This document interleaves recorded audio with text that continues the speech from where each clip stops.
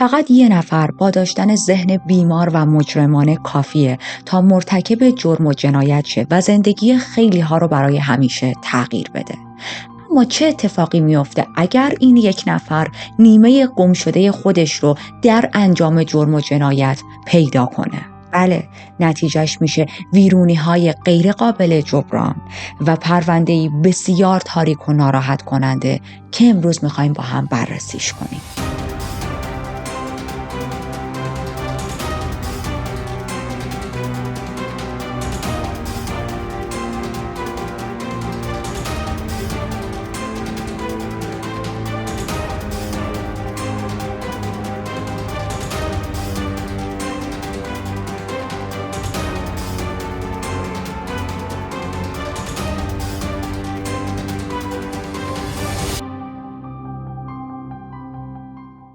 من ریتا هستم و توی این چنل براتون پرونده های جنایی رو تعریف میکنم. ما هر قسمت میریم سراغ یک پرونده واقعی جنایی و به تمام جزئیاتش با هم دیگه میپردازیم.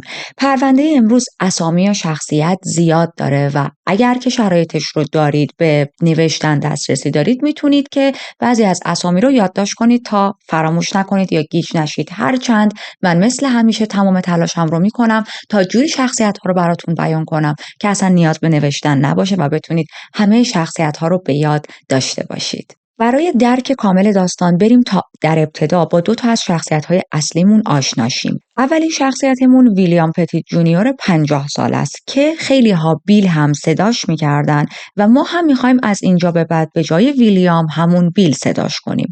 بیل توی 24 سپتامبر 1956 به دنیا اومد. اسم پدرش هم ویلیام سنیور بود و مادرش باربارا. بیل همراه با خواهر و برادرهاش 5 تا بچه می شدن. زندگیشون زندگی خوب و نرمالی بود. پدرش یک فروشگاهی داشت که درآمد بدکی هم نداشت، به هر حال میتونست مخارج 7 آدم رو توی خونه تأمین کنه. بیل وقتی از دبیرستان فارغ التحصیل میشه مستقیم میره به دانشگاه پزشکی. سال اول، دوم و سوم همه چیز عالی بود. توی سال سوم میره تا در بیمارستان کودکان به عنوان دانشجوی پزشکی مشغول به کار شه. توی همون بیمارستان با یک پرستار خیلی خوشگل و خوش اخلاق آشنا میشه به نام جنیفر هاک. جنیفر 48 سالشه اینجای پرونده در این خط زمانی. بیل هم من اولش بهتون گفتم 50 سالشه، منظورم تو همین خط زمانی خودمون بود. جنیفر توی 26 سپتامبر 1958 به دنیا اومد. اسم پدر و مادرش ریچارد و ماربیل بودن.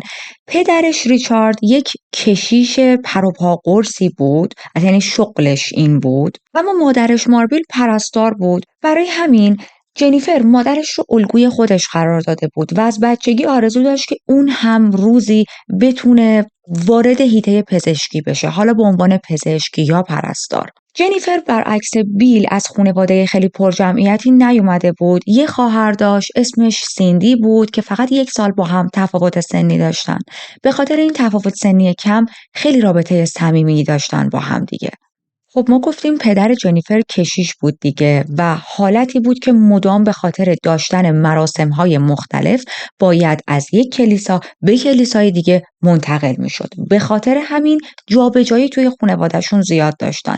ما معمولاً توی خانواده‌هایی که مادر و پدرشون توی آرمی هستن این جابجایی رو زیاد دیدیم.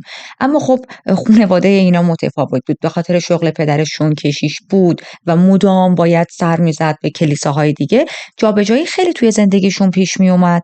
طبیعتاً این جابجایی هم برای جنیفر هم برای خواهرش سیندی سخت بود، راحت نبود. تا می اومدن به اون محیط عادت کنن، تا می اومدن دوست پیدا کنن، تا می اومدن با خیلی چیزها ارتباط برقرار کنن، حالا باید لوکیشنشون رو عوض میکردن. اما برعکس خیلی از شخصیت هایی که ما تا الان توی پرونده هامون بررسی کردیم، اونطوری نبود که این جابجایی و تغییرات پشت سر هم تاثیر بدی روی جنیفر بذاره. برعکس جنیفر و خواهرش سیندی هر دوتاشون درساشون خوب بود. خود جنیفر عضو فعال و محبوب توی تئاتر بود، کاپیتان تیم رقصشون بود توی مدرسه و کلا اگر بخوام خیلی کلی تعریفش کنم یک کاراکتر بسیار محبوب، باهوش و بلند پرواز داشت. گفتم بهتون جنیفر همیشه آرزوی این رو داشت که به خاطر مادرش که پرستاره وارد حیطه پزشکیشه و همین کار رو هم میکنه. بعد از اینکه درسش توی دبیرستان تموم میشه میره تا کار و تحصیل رو به عنوان پرستار کودکان شروع میکنه و میره توی همون بیمارستانی که بیل هم اونجا بود، اونجا مشغول به کار بود و با هم آشنا میشن.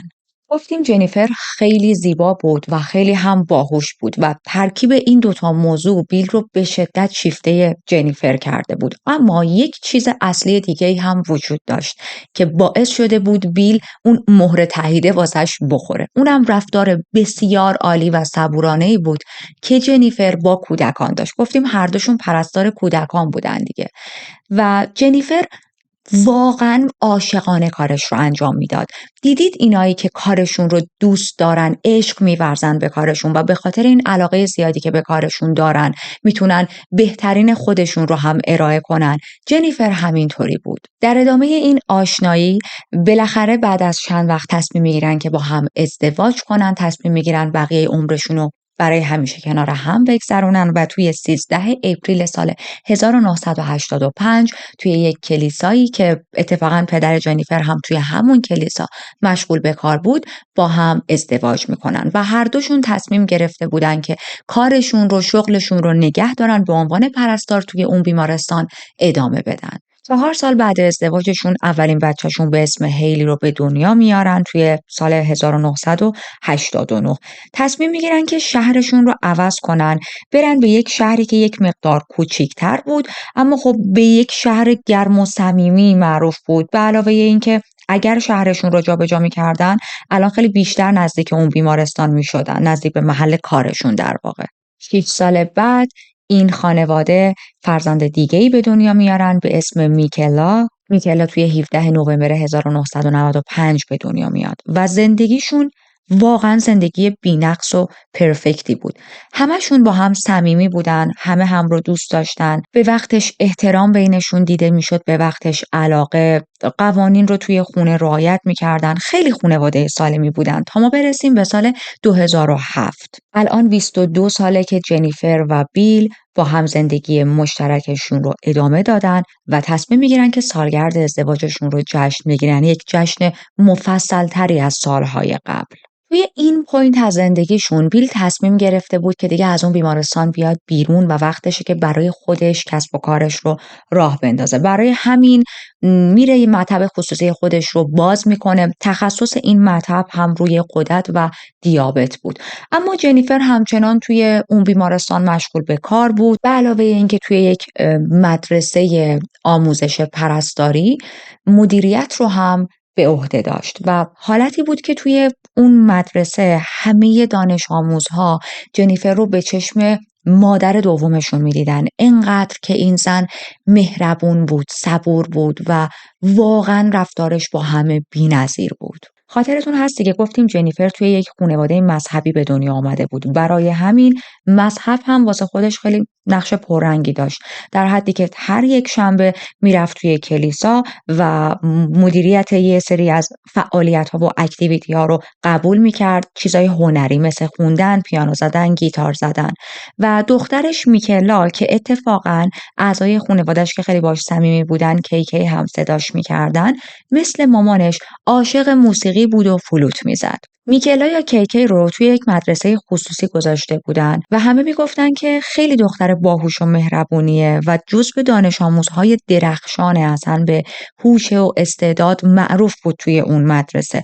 همچنین میکلا خیلی به آشپزی هم علاقه‌مند بود. با اینکه سنش کم بود اما دوست داشت همیشه رسیپی‌های مختلف غذایی رو توی شبکه‌های تلویزیونی ببینه، انجامشون بده و برای خانواده غذا درست کنه. در رابطه با ارتباط میکلا و هیلی هم باید بهتون بگم میکلا خواهر بزرگترش هیلی رو که الان توی اینجای پرونده 17 سالشه واقعا میپرستید و خیلی ازش تقلید میکرد. میگفت من هم دلم میخواد مثل هیلی توی ورزش بسکتبال و فوتبال اینقدر موفق باشم. هیلی خیلی علاقه‌مند بود به ورزش و کلا سوای ارتباط خیلی گرم و صمیمی که با هم داشتن و باید منشن کنم مادر و پدرشون تونسته بودن یک ارتباط خیلی صمیمی بین بچه‌هاشون، ارتباط سالمی در واقع بسازن، میکلا خیلی هم از هیلی تقلید میکرد.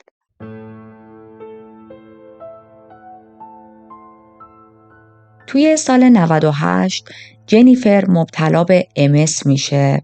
این خیلی حس بدی برای بچه‌هاش داشت. خیلی ناراحت میشن بعد از اینکه این خبر رو میشنون، چون میدونستن که هیچ درمانی برای این بیماری وجود نداره و خب من فکر میکنم همه در رابطه با MS میدونید. به هر حال یک توضیح خیلی خیلی مختصری میدم. MS یک بیماری خود ایمنیه و مغز، نخاع و اعصاب بینایی رو تحت تاثیر قرار میده. حالا وقتی این بخش‌ها از سیستم عصبی تحت تاثیر این بیماری قرار میگیرن یعنی چی؟ یعنی کارهایی که ما به طور روزمره انجام میدیم رو کنترل میکنن. افراد مبتلا به MS ممکنه طیفی از علائم و شدت‌های مختلف بیماری رو تجربه کنن. قرار نیست همشون شرایطشون مثل هم باشه. بعضی‌ها شاید MSشون خیلی وخیم‌تر باشه، بعضی‌ها نه. اما در کل بخوام بهتون بگم به این معناست که خیلی وقتها زندگی معمولیشون مختل میشه. ولی جنیفر قرار نبود اجازه بده که این بیماری مانع کار کردنش به عنوان یک مادر و به عنوان یک پرستار بشه. باز بین میکلا و هیلی خیلی بیشتر احساس ناراحتی میکرد وقتی میفهمه مادرش درگیر MS شده. میدونید یه جورایی در برابر مادرش احساس مسئولیت میکرد. دلش میخواست هر جوری که میتونه به مادرش کمک کنه. این کار رو هم میکنه، تصمیم میگیره پول جمع کنه برای درمان بیماری مادرش. یک خیریه‌ای راه میندازه، با اینکه سنش خیلی کمه ها، نوجوونه. جالب بود برای من. اسم این خیریه هیلی هوپ بود، یعنی هوپ به معنای امید. و در این حد بهتون بگم که در طول دوره دبیرستانش بیش از $50,000 تونست برای تحقیقات در زمینه MS جمع آوری کنه. اوایلش که هیلی داشت این کارو میکرد هیچ کس خبر نداشت. حتی دوستای صمیمیش هم نمیدونستن که هیلی همچین کاری کرده و همچین خیریه‌ای زده. اصلی ترین دلیلش هم این بود که هیلی خیلی کاراکتر متواضعی داشت. وقتی یک کاری رو انجام میداد برای این انجام نمیداد که شوآف کنه، خیلی بخواد تو چش بقیه فرو کنه به قول خودمون، و واقعا داشت این خیریه رو راه انداخته بود که به مادرش بتونه کمک کنه. اتفاقا هیلی عاشق این بود که وقتی بزرگ شد بتونه پزشک بشه، بتونه وارد پرستاری بشه، درست مثل مادر و پدرش. خب از ابتدا توی یک خانواده پزشک به دنیا آمده بود و میتونه تأثیر داشته باشه دیگه. خب ما تا اینجا داریم یک خانواده بی‌نظیر و فوق‌العاده رو میبینیم. 2 دختر که رابطه بسیار صمیمی با هم دیگه دارن. خواهر کوچکتر به خواهر بزرگترش افتخار میکنه. خواهر بزرگتر توی دوران دبیرستانش برای بیماری مادرش پول جمع کرده، بیش از $50,000. مادر این خانواده که یک زن بسیار قوی، باهوش و محکمه، همزمان که پرستار بسیار موفقی هست، معلم خیلی خوبی هست، توی کلیسا هم تدریس میکنه، و پدری که اون هم پزشک و عاشق خانواده‌شه. یک خانواده به معنای واقعی، رویایی و ایدئال. خونه ای هم که توش زندگی میکردن، چون مهمه ما با این خونه کار داریم، یک مقدار براتون فضای خونه رو میخوام تعریف کنم. خونه بسیار بزرگ و زیبایی بود. به هر حال 4 نفر آدم بودن. وضع مالیشون خوب بود. هر دو توی حیطه پزشکی بودن، خوب پول در می آوردن و تصمیم گرفته بودن که به خاطر آینده بچه‌هاشون خونه خوبی داشته باشن، خونه خوبی بخرن. کرکره‌های خونه‌شون سبز بود. یک فضای وسیع چمنزار، حالت باغ کوچیک، فضای سبز کوچیک داشتن که خیلی مرتب تزیین شده بود. یه قسمتی از خونه‌شون مخصوص بازی بسکتبال بود، چون گفتیم یکی از دختراشون خیلی علاقه داشت به ورزش. حیاط پشتی خونه قسمتی بود که میتونستن برن باربیکیو انجام بدن، تایم پس کنن، و به طور کل وقتی از بیرون خونه‌شون رو نگاه می‌کردید واقعا جزو خونه‌های خیلی قشنگ و لاکچری بود از نظر من، مخصوصا برای اون زمان. میدونید از این خونه‌هایی داشتن و از این خانواده‌هایی بودن که هر کسی بهش میگفت زندگی رویایی آمریکایی. ما برسیم به یک شنبه 22 جولای سال 2007، موقعی که خط زمانی پرونده ماست. خب گفتیم یک شنبه ها این خانواده عادت داشتن برن کلیسا، همین کار رو هم میکنن. بعد از کلیسا بیل پدر خانواده قرار بودش که بره گلف بازی کنه و میکلا هم قرار بود برای خانواده شام درست کنه، شام پاستا درست کنه، یه مدل پاستایی که تازه رسیپیش رو از تلویزیون یاد گرفته بود. یادتونه گفتیم خیلی علاقه داشت به آشپزی. برای درست کردن این پاستا به یه سری لوازم و مواد غذایی نیاز داشت که توی خونه موجود نبود. پس تصمیم میگیرن با جنیفر برن به یک فروشگاهی، فروشگاه بزرگی اطرافشون بود که همه چی داشت، برن اونجا این لوازم رو تهیه کنن. جنیفر و میکلا مشغول خرید کردن بودن توی این فروشگاه، غافل از این که توی اون فروشگاه یک مردی اونا رو تحت نظر داره. اسم این آقا چی بود؟ جاشوا اندرو کامیساروسکی. جاشوا 29 سالش بود، وارد این فروشگاه شده بود، کنار یک دستگاه خودپردازی وایساده بود، خودش رو مشغول به کار کردن با این دستگاه نشون میداد، اما در واقع زیر چشی داشتین مادر و دختر رو دید میزد. جاشوا آمده بود توی اون فروشگاه تا از صاحب کارش حقوقش رو دریافت کنه. ولی اون مادر و دختر رو دیده بود، توجهش حسابی بهشون جلب شده بود. این توجه هم بیشتر به سمت میکلای 11 ساله جلب شده بود. موهاش بلوند بود، لبخند زیبایی داشت، بسیار دختر زیبایی بود. میدونم ما داریم راجع به یک دختر 11 ساله صحبت میکنیم، اما متاسفانه جاشوا یک فرد نرمال نبود و نگاه جنسیتی داشت به این دختر 11 ساله. حالا اصلا این مرد کیه؟ برای چند دقیقه این مادر و دختر رو بذاریم همینجا و بریم تا از جاش بیشتر براتون بگم. جاشوا یا جاش 29 سالشه، اتفاقا یک نامزدی داره به اسم کرولین 20 سالشه، اما اصلی ترین دلیلی که جاش با کرولین نامزد کرده این نبود که حالا خیلی همو دوست داشتن و تصمیم گرفته بودن بقیه زندگیشون رو با هم ادامه بدن. این بودش که کرولین با اینکه 20 ساله است اما شکل دخترهای دبیرستانیه و خب جاش یک شخص پدوفایله که از این موضوع خوشش میاد. حالا جالبه بدونید جاش خودش پدر یک فرزند، صاحب یک فرزند هم هست، یک دختر کوچیکی از رابطه قبلیش داره و پدوفایل هم هست. جاش خیلی به دخترهای جوون و بیبی فیس علاقه داره. اون زمانی هم که با کرولین آشنا شد، کرولین تازه 18 سالش بود. خب ببینید اختلاف سنیشون خیلی زیاد بود، یعنی کرولین تازه دبیرستانش رو تموم کرده بود و فیسی که داشت جزو فانتزی ها و میشه گفت تایپ ایدئال جاش بود. برای همین تصمیم میگیره که با این دختر نامزد کنه. اما خب چیزای عجیب دیگه‌ای هم در رابطه با جاش وجود داره که برای درک عمیق‌ترش بهتره بریم تا از دوران کودکیش همه چیز رو با هم بررسی کنیم. جاش متولد 10 آگوست 1980.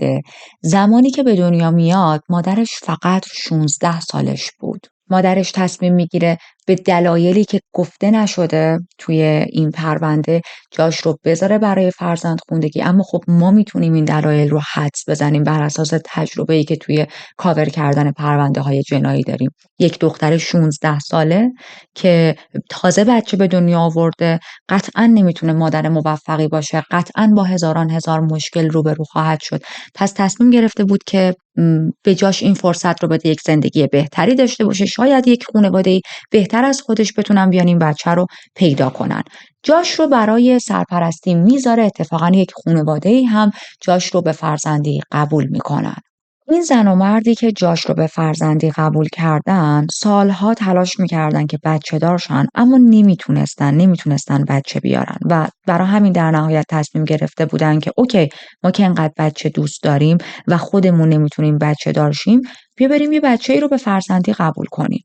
وقتی که جاش اومد توی زندگیشون این اتفاق رو یک معجزه میدیدن، انقدر که خوشحال بودن. ولی یه موضوع مهمی رو میخوام راجع به این فرزند خوندگی بهتون بگم. ببینید درسته وقتی آدم ها میخوان یکی رو به عنوان فرزند خونده قبول کنن باید یه سری مراحل و قوانین خیلی سفت و سختی رو پشت سر بذارن، یک سری شرایط خیلی عالی رو داشته باشن، اما به این معنا نیست که اگر شما میخواید برید یک بچه‌ای رو به فرزند خوندگی بپذیرید هیچ درخواستی نتونید بدید. نه، شما هم میتونید انتخاب کنید که چه فرزندی رو میخواید انتخاب کنید از بین بچه‌هایی که هستن. مثلا بعضیا میگن که ما نمیخوایم اون بچه نوزاد باشه، بعضی‌ها دوست دارن که اون بچه رو از نوزادی وارد زندگیشون کنن. و حالا خیلی آپشن ها و چیزهای مختلف و متفاوت دیگه که من الان نمیخوام واردشون شم. خیلی کلی بخوام بهتون میگم، یک فرمی مثلا جلوی شما میذارن، توی این فرم شما ابیلیتی های خودت، شرایط خودت، اینا رو همه رو مینویسی و چیزهایی هم که انتظار داری رو مینویسی. این زن و شوهر توی این فرم مستقیم اشاره کرده بودن کودکی که ما میخوایم به فرزندی قبول کنیم خیلی برامون مهمه که سابقه و هیستوری منتالی توی خانواده‌اش نداشته باشه. یعنی مثلا مادر و پدر این کودک درگیر مشکلات روانی و بیماری‌های منتالی نبوده باشن، به خاطر اینکه خب اینا همه ژنتیکی میتونه منتقل شه دیگه، میتونه ارثی باشه. این پرورشگاه چیکار میکنه؟ این موضوع رو در رابطه با جاش به این خانواده نمیگه.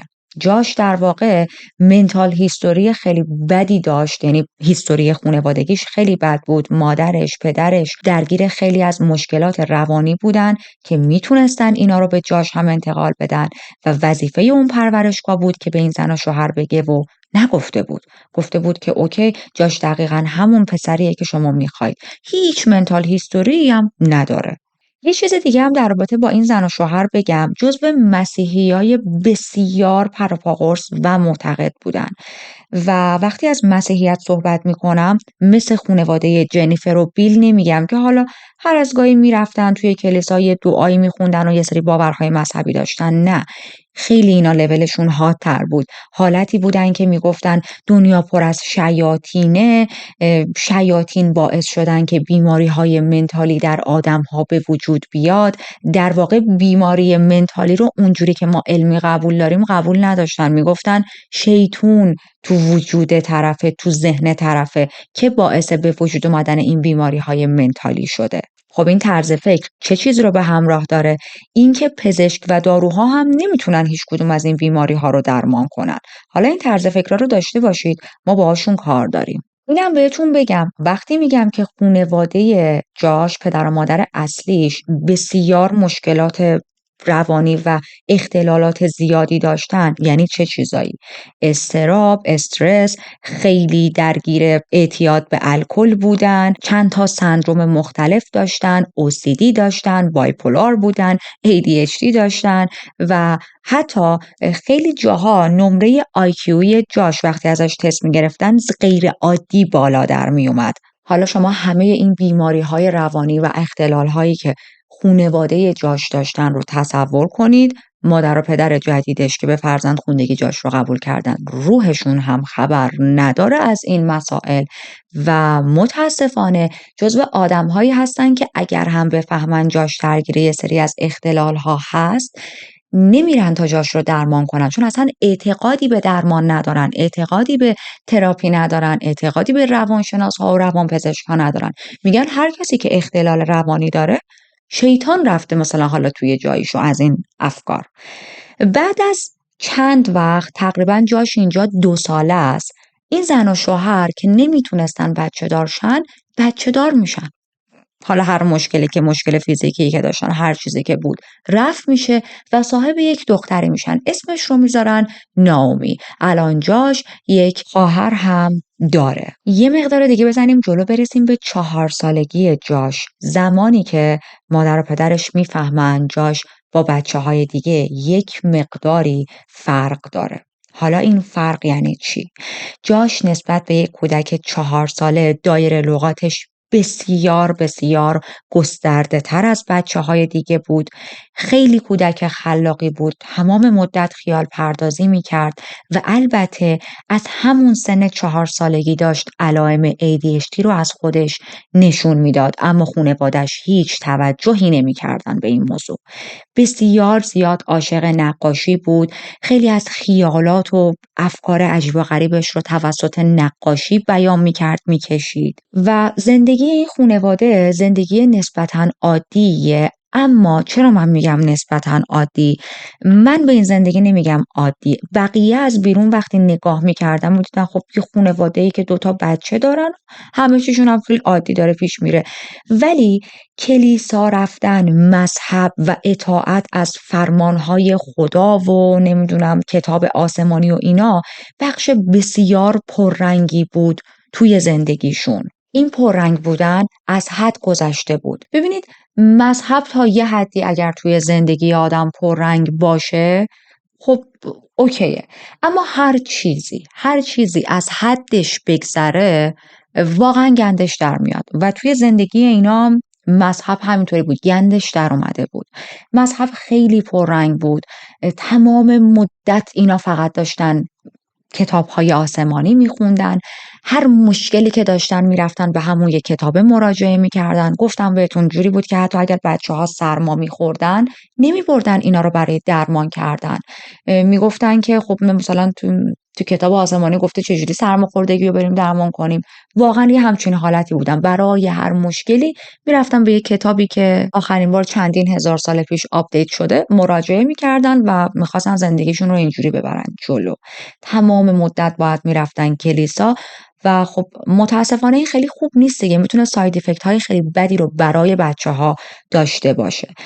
پدر جاش بسیار شخصیت کلد، بی عاطفه، بی احساس و البته کنترلگری داشت. این کنترلگریش خیلی روی بچه هاش بود، خیلی روی همسرش بود و همسرش هم هیچی نمیگفت، یعنی نمیتونست چیزی بگه، چون باورهای مذهبیشون میگفت اگر شوهرتو تو سرت رید بگو بله آقا ممنون، چه ان زیبایی شما به سر ما انداختی. باورهاشون اینطوری بود. واسه همین خیلی جاها وقتی پدر جاش به خود جاش به خواهرش نامی زور میگفت، اینطوری بود که تو خونه همه ساکت بودن و هیچ کس نمیتونست هیچ حرفی بزنه. به هر حال بعضی روزا خیلی سخت، بعضی روزا راحت تر. جاش و خواهرش نامی در حال گذروندن جوونی و بچگی و کودکی و زندگیشون بودن تا اینکه بعد از چند وقت این خانواده تصمیم میگیرن یک پسر دیگه ای رو به سرپرستی قبول کنن، یک پسر 15 ساله به اسم اسکات. و زمانی که اسکات وارد این خانواده شد همه چیز به معنای واقعی توی زندگی جاش تغییر کرد. با ورود اسکات خیلی اتفاقهای بد هم میفته.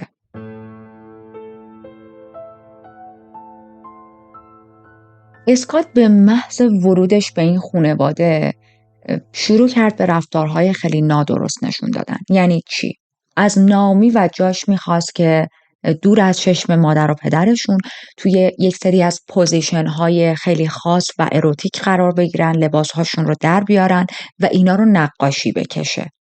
و اونا همین مجبور بودن گوش کنن، خب چون اسکات سنش بیشتر از اینا بود. به علاوه این که ما فراموش نکنیم گفتیم خانوادهشون بسیار مذهبی بودن، یعنی جاش و نامی خواهرش اصلا جرئت نداشتن برن به مادر و پدرشون همچین چیزی رو بگن به هیچ عنوان. این نقاشی کشیدن ها رفته رفته جای خودش رو میده به لمس کردن اسکات و نامی و بعد تجاوز کردن به این 2 نفر. اما متاسفانه همه چیز در حد همین تجاوزها هم نمیمونه که همین حد هم خودش حد بسیار زیادیه. اما اسکات برنامه‌های دیگه‌ای توی سرش داشت. اسکات شروع میکنه ابیوزهای فیزیکی انجام دادن. یکی از چیزهایی که بسیار تاثیر بدی توی جاش گذاشت به گفته خودش این بودش که عادت داشت سیگارش رو به سینه جاش بچسبونه و سیگارش رو سینه‌اش خاموش کنه. بعدش که خاموش میکرد سیگار رو پرت میکرد اونور، میخندید و میرفت. میگفت بوی اون سیگار که رو بدن من سوخته میشد، موهای بدنم که میسوخت بعد از اینکه سیگارش داشت فشار میداد روی سینم، اون لبخندش، بوی خود سیگار که تو فضا پخش شده بود همیشه تو ذهن من مونده. جاش هم مثل خیلی از قربانی‌های دیگه تجاوز به جای اینکه شخص متجاوز رو مشکل بدونه خودش رو مشکل میدونست و بعد از هر باری که اسکات لمسش میکرد یا بهش تجاوز میکرد از خودش احساس شرم میکرد، از خودش بدش میومد. اصلی ترین دلیلش هم این بود که از ابتدای بچگی مدام با خانواده‌اش میرفت توی کلیسا و خب توی کلیسا به جای اینکه بیان به آدم‌ها مثلا یاد بدن که اگر تحت خشونت بودید شما مشکل نیستید، باید برید این موضوع رو ریپورت کنید به بقیه، چی رو یاد میدادن؟ ارتباط بین دو تا همجنس خیلی بده و اگر دو تا مرد با هم وارد رابطه بشن بزرگترین گناه رو انجام دادن. جاش حالتی شده بود که من دارم بزرگترین گناه رو میکنم. نگاه نمی‌کرد به این که اسکات داره بهش تجاوز میکنه، اسکات داره اذیتش میکنه، چون خودش هم درگیر این ماجرا شده بود خودش رو گناهکار میدونست. این آزار و اذیت‌های اسکات تا 2 سال ادامه پیدا میکنه و متاسفانه جاش و نامی به همون دلایلی که بهتون گفتم اصلا به خانواده‌شون نمیگن، به مادر و پدرشون نمیگن که اسکات چقدر داشت اذیتشون میکرد، تا اینکه بعد از این 2 سال اسکات از خونه‌شون میره.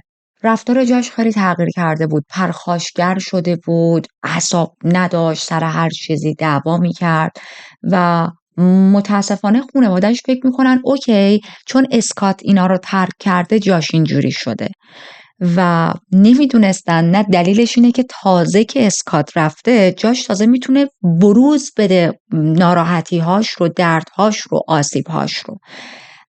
از یه جایی به بعد خانواده‌اش وقتی این تکرار رفتارهای عجیب رو از جاش میبینن باز با خودشون این فکر رو نمیکنن که خب شاید این بچه یه سری مشکلاتی داره و ما باید ببریمش پیش یک متخصص، پیش دکتر. برعکس میگن آها ببین توی این خونه و محله‌ای که ما زندگی میکنیم شیاطین جاش رو تسخیر کردن، ما باید هر چیز زودتر محیط زندگیمون رو عوض کنیم و این کار رو هم میکنن، خونه‌شون رو کلا عوض میکنن، میرن یک خونه دیگه. اما خب ما میدونیم موضوع شیطون و اینجور چیزا نیست، موضوع یک مسئله منتالیه و باید تحت درمان قرار میگرفت جاش. با عوض کردن خونه هیچ چیزی حل نشد توی جاش، بلکه همه چیز بدتر هم شد. این بدرفتاری های جاش انقدر ادامه پیدا میکنه که متاسفانه مادرش نمیاد با خودش این فکر رو بکنه که بابا این بچه مشکل داره، واقعا من باید یه درمانی براش انجام بدم. به جاش چه تفکری داشت؟ این بچه داره میره مدرسه، توی مدرسه دانش آموزها همه شیطانی هن و دارن این امیال شیطانی رو به بچه من هم منتقل میکنن. پس چی میشه؟ جاشی که حالا هر از گاهی میتونست ذهنش مشغول شه، فکرش درگیر شه توی محیط مدرسه، با دوستاش لحظه ای وقت بگذرونه و یک مقدار دور شه از این تروماهایی که براش اتفاق افتاده بود، الان دیگه باید تو خونه میشست درس میخوند، چون مادرش معتقد بود مدرسه محیط شیطانی، دانش آموزها همه از خانواده‌های بدی هستن، شیطانی هن و جاش دیگه نباید توی این محیط های شیطانی قرار بگیره. دیگه مدرسه هم نمیتونست بره. مدرسه نرفتن به این معنا نبود که جاش دوستهاش رو ترک کنه یا ارتباطاتش رو از بین ببره. برعکس وارد یه سری اکیپ ها شد که اکیپ های خوبی نبودن.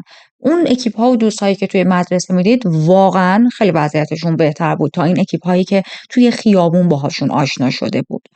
الان جاش به سن بلوغ رسیده و شروع میکنه به آزمایش مواد مخدرهای مختلف.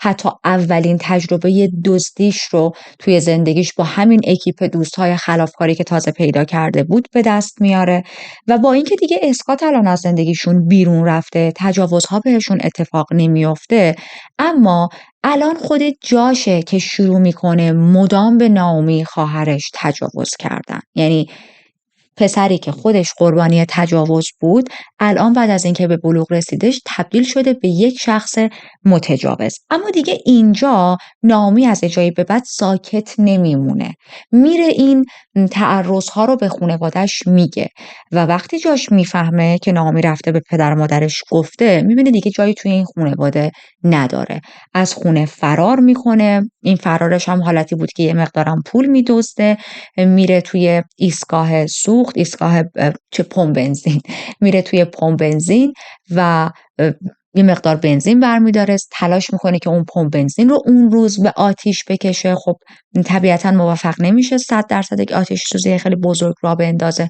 پلیس میاد دستگیرش میکنن و توی همون بازجویی های اولیه میفهمن که ای بابا این آدم پر از اختلالات روانیه، این آدم یک آدم حالا مثلا خلافکار نرمال نیست. سوای حالا اختلال‌های روانیش خیلی هم مواد مخدر مصرف کرده بود و کلا درگیر اعتیاد شده بود. برای همین نمیفرستنش زندان، میفرستنش به یک بیمارستان روانی تا تحت درمان و دارو قرار بگیره. و یه چیز تلختر از زندگی جاش میخوام بهتون بگم. تازه اینجا بود که جاش فهمید فرزند خونده پدر و مادرشه و اونا پدر و مادر واقعیش نیستن. خب به نظر من خیلی بده، خیلی بده. من بارها اینو تو پرونده های جنایی گفتم، بارها گفتم که خانواده ها باید به بچه‌ای که به فرزندی میگیرن واقعیت رو بگن. و الان نگاه کنید جاش در کنار تمام این تروماها و مشکلات و اختلال‌های روانی که داره، این موضوع هم، این قصه هم بهش اضافه شده، چیزی که خانواده‌اش باید خیلی سال پیش بهش میگفتن. از اون طرف خانواده‌اش تمام تلاششون رو میکردن که بتونن جاش رو از اون بیمارستان در بیارن، چون فکر میکردن که گفتم بهتون اصلا بیمارستان و روانپزشک‌ها و قرص‌ها هیچ جوره نمیتونه به کسی کمک کنه و اونا خودشون میتونن مشکلات روانی و منتالی جاش رو حل کنن، درمان کنن. بر اساس اون ایمان و مذهبی که دارن و یه سری حالا مراسمی که انجام میدن، خودشون جاش رو خوب میکنن. این بیماری ها و رفتارها نتیجه تسلط شیطانه، نه مثلا مشکلات ژنتیکی و حالا یه سری اتفاقات دیگه. در آخر هم موفق میشن، جاش رو از اون بیمارستان میارن بیرون، میبرن توی یک برنامه درمانی مسیحی. حالا این برنامه هم خیلی برنامه عجیب غریبی بود. من داشتم بررسی میکردم، واقعا مثل این فیلم ترسناکا بود. حالا بهتون میگم توی این برنامه‌های درمانی مسیحی یه سری آدم‌ها دور و بر جاش وای میستادن، حلقه میزدن دورش، یه سری آب مقدس بهش میپاچیدن، دست میزدن، دستشون رو به خود جاش میزدن، کتاب انجیل رو میبردن بالا، بلند دعا میخوندن. میدونید واقعا مثل این مراسم‌های جادوگری.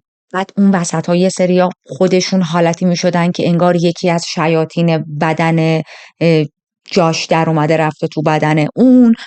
خیلی خیلی چیزای عجیبی که ما توی فرقه ها زیاد داریم این روزا میبینیم، ولی خب حالا مثلا چون اسمش مسیحیته، خیلی از آدم ها میگن نه اوکیه، اما اگر فرقه ایکس باشه اون بد میشه. حالا شما تصور کنید جاشی که این همه مشکلات واقعا روانی داره و باید تحت درمان علم قرار بگیره، واقعا باید این مشکلاتش حل شه، دارن این دیوونه بازی ها و خلچل بازی ها رو دور برش در میارن تا درمانش کنن. خب قطعا جواب نمیده دیگه، بدتر نشه بهتر نمیشه. اون دوره ها میگذره، جاش تظاهر میکنه به این که درمان شده، فقط به خاطر اینکه بتونه خلاص شه از دست این آدم های عجیب و غریب. 19 سالش شده الان و خیلی احساس بی‌هویتی میکرد توی سن 19 سالگی. برای همین چون هیچ هدفی نداشت، هیچ هویتی نداشت، تصمیم میگیره که به ارتش ملحق شه. با توجه به هوش بالایی که ما بهش گفتیم داشت، توی ارتش خیلی سریع مهارت‌های فنی و مکانیکی رو یاد میگیره و تازه توی این فضا احساس هدفمندی میکنه. برای اولین بار میفهمه که چقدر خوب آدم توی زندگیش یک هدفی داشته باشه، چقدر خوب آدم مفید باشه و خب خانواده‌اش هم خیلی بهش افتخار میکردن. این حس هم خیلی خوشحالش میکرد. به مدت چند سال به نظر میرسید که همه چیز عالیه. به قول خودمون گل و بلبل شده. جاش خیلی عوض شده بود، تغییر رفتار خوب داشت، توی ارتش بود، یک پسر هدفمند بود، خانواده‌اش بهش افتخار میکردن، تلاش کرده بود که رابطه‌اش رو با خواهرش امن و سالم کنه. نامی هم بخشیده بودش، داشتن رابطه خواهر و برادریشون رو میساختن. هرچند آسیب هایی که جاش و اسکات به نامی وارد کردن به نظر من واقعا هرگز درمان نمیشه، اما خب من فقط دارم داستان رو براتون تعریف میکنم. همه چیز اوکی بود تا اینکه جاش با یک دختری آشنا میشه. این دختر خیلی درگیر اعتیاد بود، خیلی درگیر مواد مخدر بود. در ادامه ارتباطش با جاش دوباره جاش رو میاره تو خط مواد کشیدن و جاش برمیگرده سر خونه اولش. دوباره همه چیز خراب میشه. حالتی که با کشیدن اون مواد مخدر، اون شخصیت تاکسیک و مدفونی که داخل خودش نگه داشته بود و تلاش داشت که فراموش کنه، نمیگیم تلاش داشت که درمانش کنه، درمانی تا اینجا برای جاش صورت نگرفته، تلاش داشت که فراموشش کنه، دوباره با کشیدن مواد مخدر اومده بود رو. درگیر اعتیاد میشه، رفتارهای نادرستش شروع میشه و همین میشه که از ارتش اخراجش میکنن.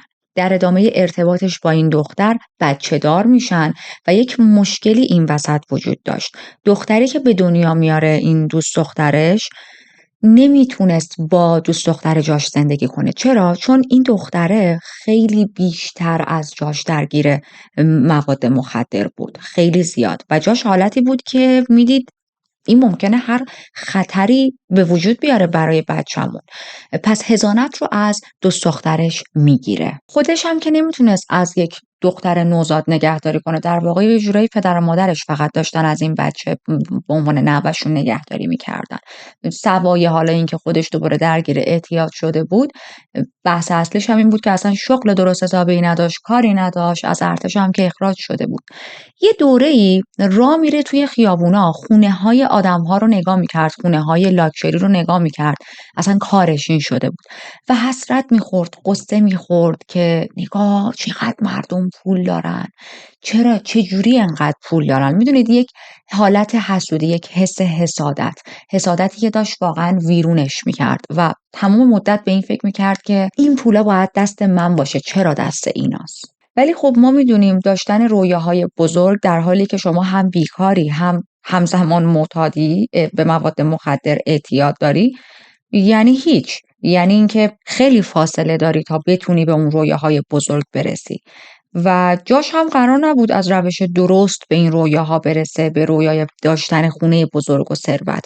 شروع میکنه به دزدی از همین خونه های ثروتمند شهر. توی اون شهر یک بخشی وجود داشت که خونه آدم های پولدارتر بود، مثل خونه ای که جنیفر و بیل داشتن براتون تعریف کردم. جاش هم شروع میکنه دزدی کردن از اون خونه ها. حالا چرا راحت میتونست دزدی کنه؟ چون یکی از مهارت هایی که توی آرمی یاد گرفته بود مهارت سیمکشی بود. از این مهارت استفاده میکرد، دزدگیرها رو غیر فعال میکرد، میتونست وارد خونه ها شه. اما اگر فکر میکنید جاش میرفت توی خونه ها پول میدزدید، اشتباه میکنید.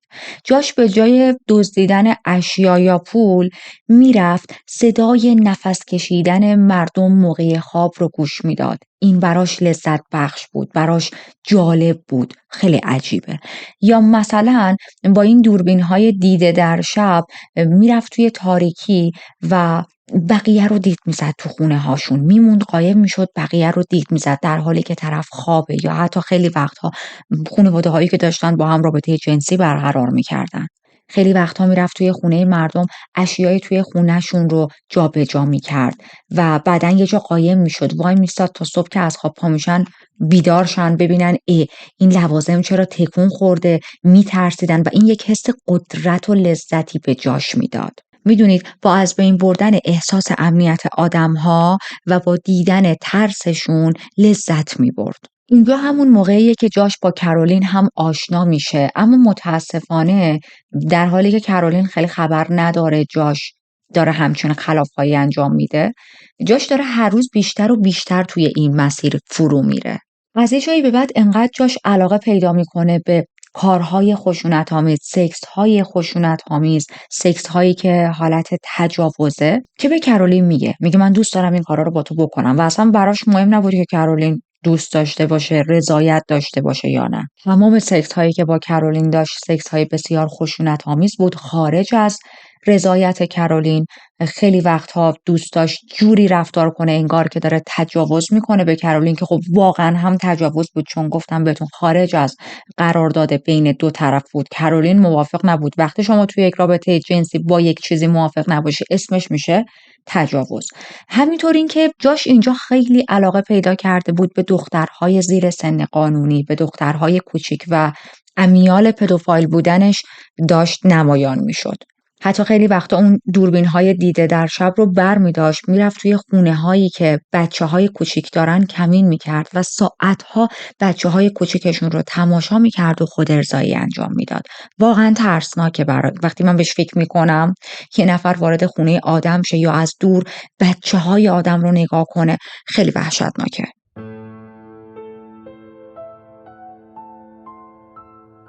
قرار نبود جاش برای خودش راه بره و وارد همه خونه ها بشه تا ابد و هیچکس هم نفهمه. بالاخره توی یکی از همین ورودهای یواشکی و دزدکی دستگیر میشه و 3 سال بهش زندان میدن. به علاوه 6 سال هم شرکت توی جلسات ترک اعتیاد، چون خیلی درگیر اعتیاد شده بود، واقعا وضعیت اعتیادش خیلی خراب بود. قاضی که این حکم رو به جاش داد نظرش این بود که جاش جزو معتادهایی نیست که به خاطر درگیری به اعتیاد بره توی خونه آدم‌ها و شروع کنه پول دزدیدن.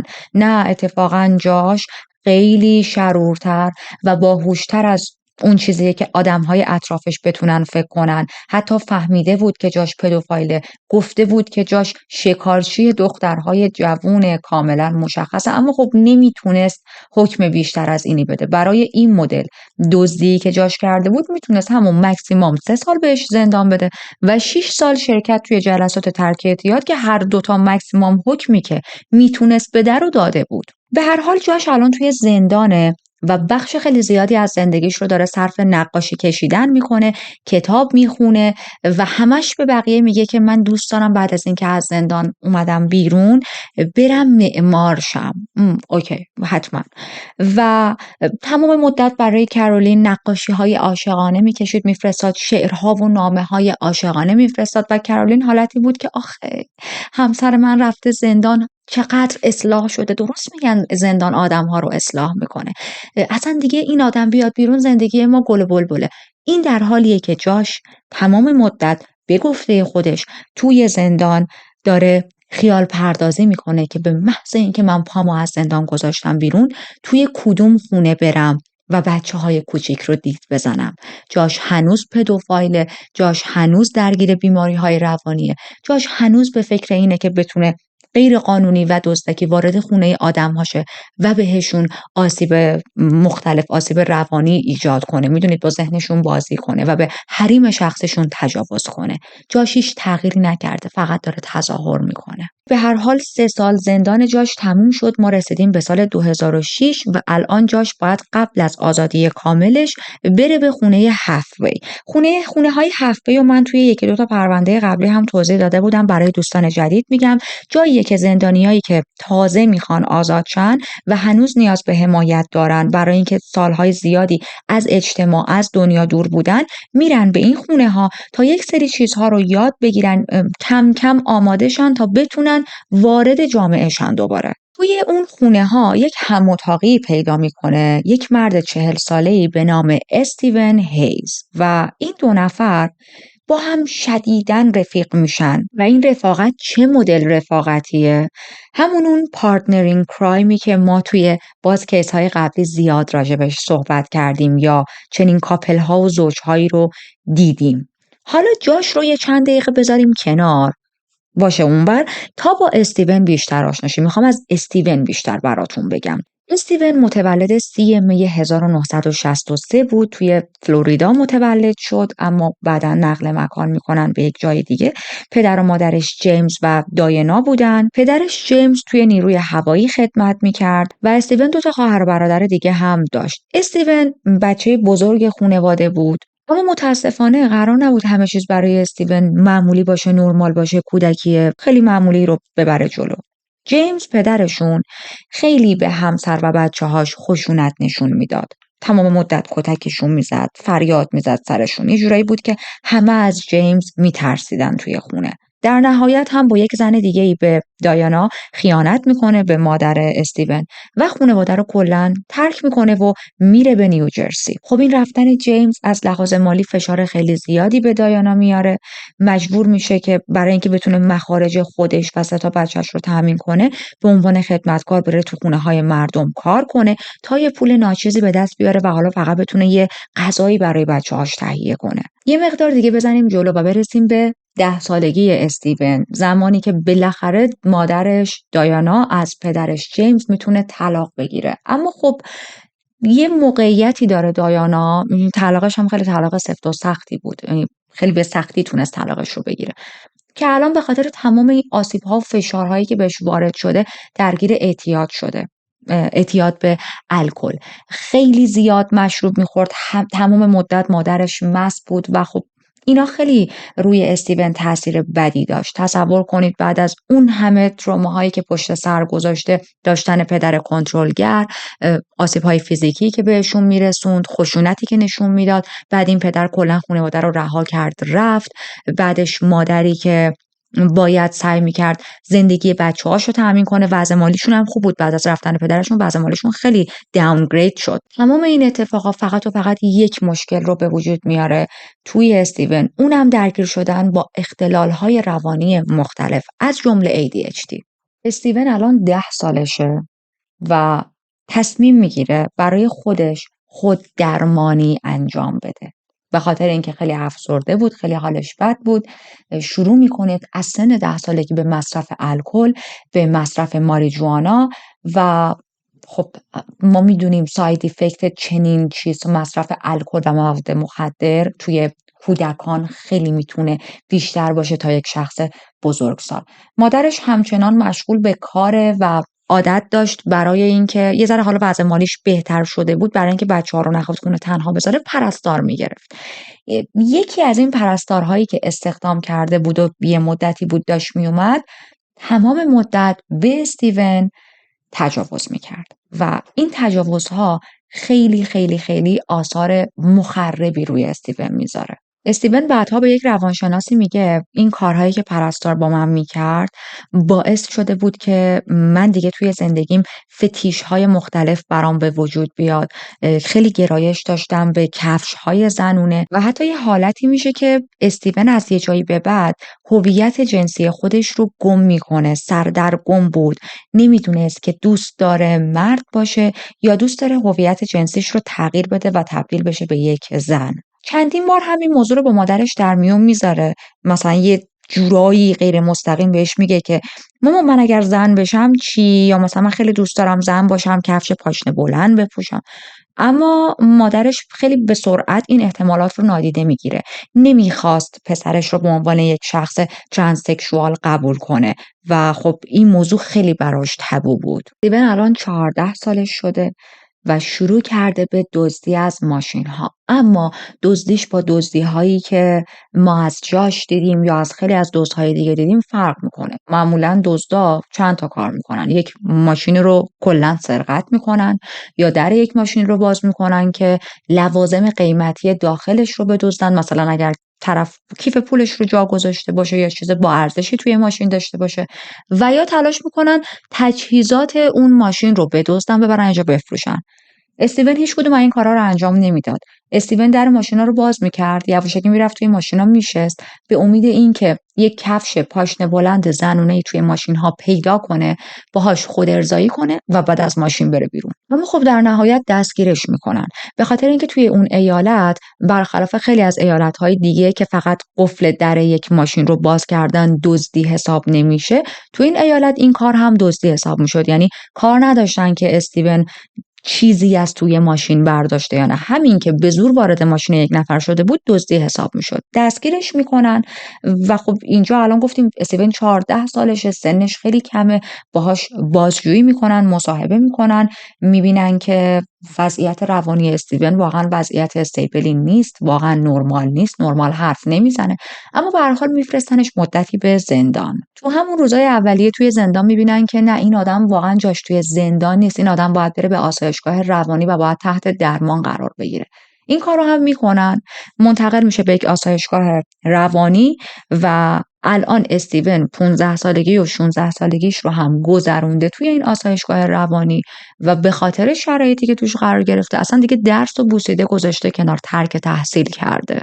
باز یکم دیگه بیایم جلو برسیم به 17 سالگی استیون. از اون آسایشگاه روانی میاد بیرون، به گفته پزشکا وضعیتش خیلی بهتر بود، با یک خانومی آشنا میشه به اسم روزلی، خیلی به هم علاقه پیدا میکنن. در جریان این علاقه و رابطهشون 2 تا بچه هم به دنیا میارن. خب ما الان استیونی رو داریم که صاحب 2 تا بچه است، یک همسری داره، همسرش روزلی فکر میکنه که چقدر شوهر من شوهر فوق‌العاده و خوبیه، پدر خیلی خوبیه برای بچه‌هامون. اما خب ما فراموش نکنیم استیون واقعا دوران کودکی افتضاحی داشته، بخشی از دوران نوجوانی و کودکیش رو توی زندان و آسایشگاه‌های روانی گذرونده و خب حالا که اومده بیرون نمیتونه به خاطر این بک‌گراند بدی که داره هر جایی بره مشغول به کار شه. توی یه سری از رستوران‌های خیلی رد پایین میرفت کار پیدا میکرد و یک عادت جدید بدی هم به دست آورده بود، اونم مصرف دائم کوکائین بود.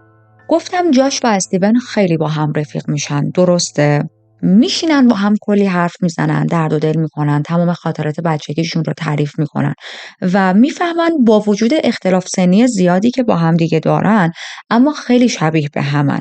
هر دوشون توی بچگی مشکلات زیادی رو توی زندگیشون داشتن، هر دوشون مشکل مصرف مواد مخدر داشتن، درگیر تروماهای زیادی شدن، هر دوشون به دزدی علاقه داشتن. حالا استیون دوست داشت که از ماشین ها دزدی کنه، جاش دوست داشت بره داخل خونه ها از خونه ها دزدی کنه. اما میفهمن که ما اصلا سولمیت همیم، ما چقدر به هم نزدیک و شبیهیم. بعد از چند وقت از این خونه های هفته هر کدوم جدا میشن، میرن به یک سری مراکز دیگه برای درمان. هر دوشون خب مشکلات روانی داشتن و هنوز باید به خاطر اون پروگرامی که بهشون داده بودن تحت درمان قرار میگرفتن و پیش خودشون فکر کردن ما دیگه همون نمیبینیم. اما توی یه سری از جلسات NA که شرکت میکردن، اتفاقا دوباره با هم توی اون جلسات آشنا میشن. یعنی حالتی بود که اینا نباید با هم بیشتر بر میخوردن، باید از هم دور میشدن و دنیا یه طوری میشد که این دوتا باز سر مسیر هم قرار میگرفتن. توی یکی از شبایی که نشسته بودن داشتن با هم درد و دل میکردن، مثل خیلی مواقع دیگه، جاش به استیون میگه خیلی دلم میخواد وقتی آزاد شدم از یه خونه‌ای دزدی کنم که یا ساکنینش توی خونه نباشن و یا خواب باشن. میدونی، یه دونه از این خونه های لاکچری. حالا چرا میگم ساکنینش خونه نباشن یا خواب باشن؟ چون خب خیلی خطرش کمتره. اما استیون مخالف بود، بهش گفتش که ببین این کار خطرناکه، دوباره از چاله به چاه افتادنه و قبول نمیکنه. به هر حال دوره درمانشون توی اون مرکز هم تموم میشه. الان هر کدوم با هم میرفتن سراغ زندگی خودشون. خب استیون یک شخص بزرگساله، اما از اونجایی که هیچ جایی رو برای زندگی نداره، میره تا دوباره با مادرش زندگی کنه، به امید اینکه بتونه بعد از یه مدت کار پیدا کنه، واسه خودش لوکیشن خودش رو اجاره کنه، حتی ماشین برای خودش بگیره. اما نمیتونه خیلی موفق شه، نمیتونه شغل خوبی پیدا کنه. خب یه آدمیه که سابقه زندان داره، سابقه مصرف مواد مخدر داشت و بیاید صادق باشیم دیگه، کی کار میده به همچین آدم‌هایی؟ واقعا کار پیدا کردن برای چنین افرادی خیلی سخت میشه. پس این میشه که از نظر مالی به مشکل میخوره. باز دوباره وقتی مشکل مالی براش به وجود میاد، دچار اضطراب و استرس و افسردگی میشه و توی یک چشم به هم زدن خودش رو میبینه که دوباره افتاده توی مصرف الکل و این مصرفش هم داره خیلی بیش از حد میشه. مشکل از جایی شروع شد که مادرش میفهمه سوای الکل استیون دوباره داره کوکائین هم مصرف میکنه. خیلی عصبانی میشه و استیون رو عملاً از خونش بیرون میکنه. میگه تو 4 سال توی ترک بودی، من بارها و بارها تو رو گذاشتم توی مراکز مختلف، بارها و بارها تلاش کردم که زندگیت رو درست کنم، من تمام جوونیم رو برای تو گذاشتم، اما تو باز برمیگردی سر خونه اولت. دقیقاً حرفایی که روزلی همسر سابق استیون هم بهش زده بود. بهش میگه که من نمیتونم بیشتر از این واقعا از تو حمایت کنم و دیگه حمایت من رو نداری. استیون الان یک پول خیلی ناچیزی داره، به سختی یه سری شغل‌های ساعتی که یه پول واقعا چندرغازی در بیاره قبول میکرد یا خیلی وقتا دزدی‌های ریز میکرد.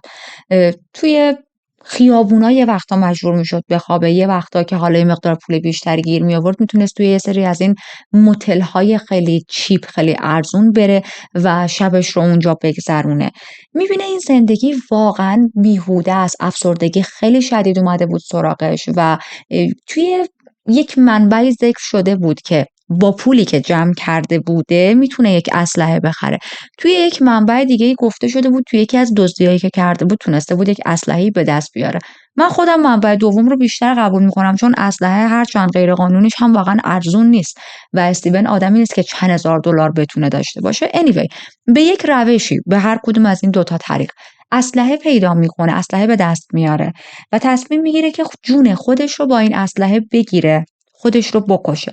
میگه اوکی، بذار من برای بار آخر برم توی همین موتلی که اجاره کردم، تا اونجا که میتونم مشروب بخورم، مواد بکشم و بعدش جون خودم رو بگیرم. همون روز که این برنامه رو داشت با یکی از کارکنهای هتل شروع میکنه صحبت کردن، صحبت معمولی، از هم خوششون میاد.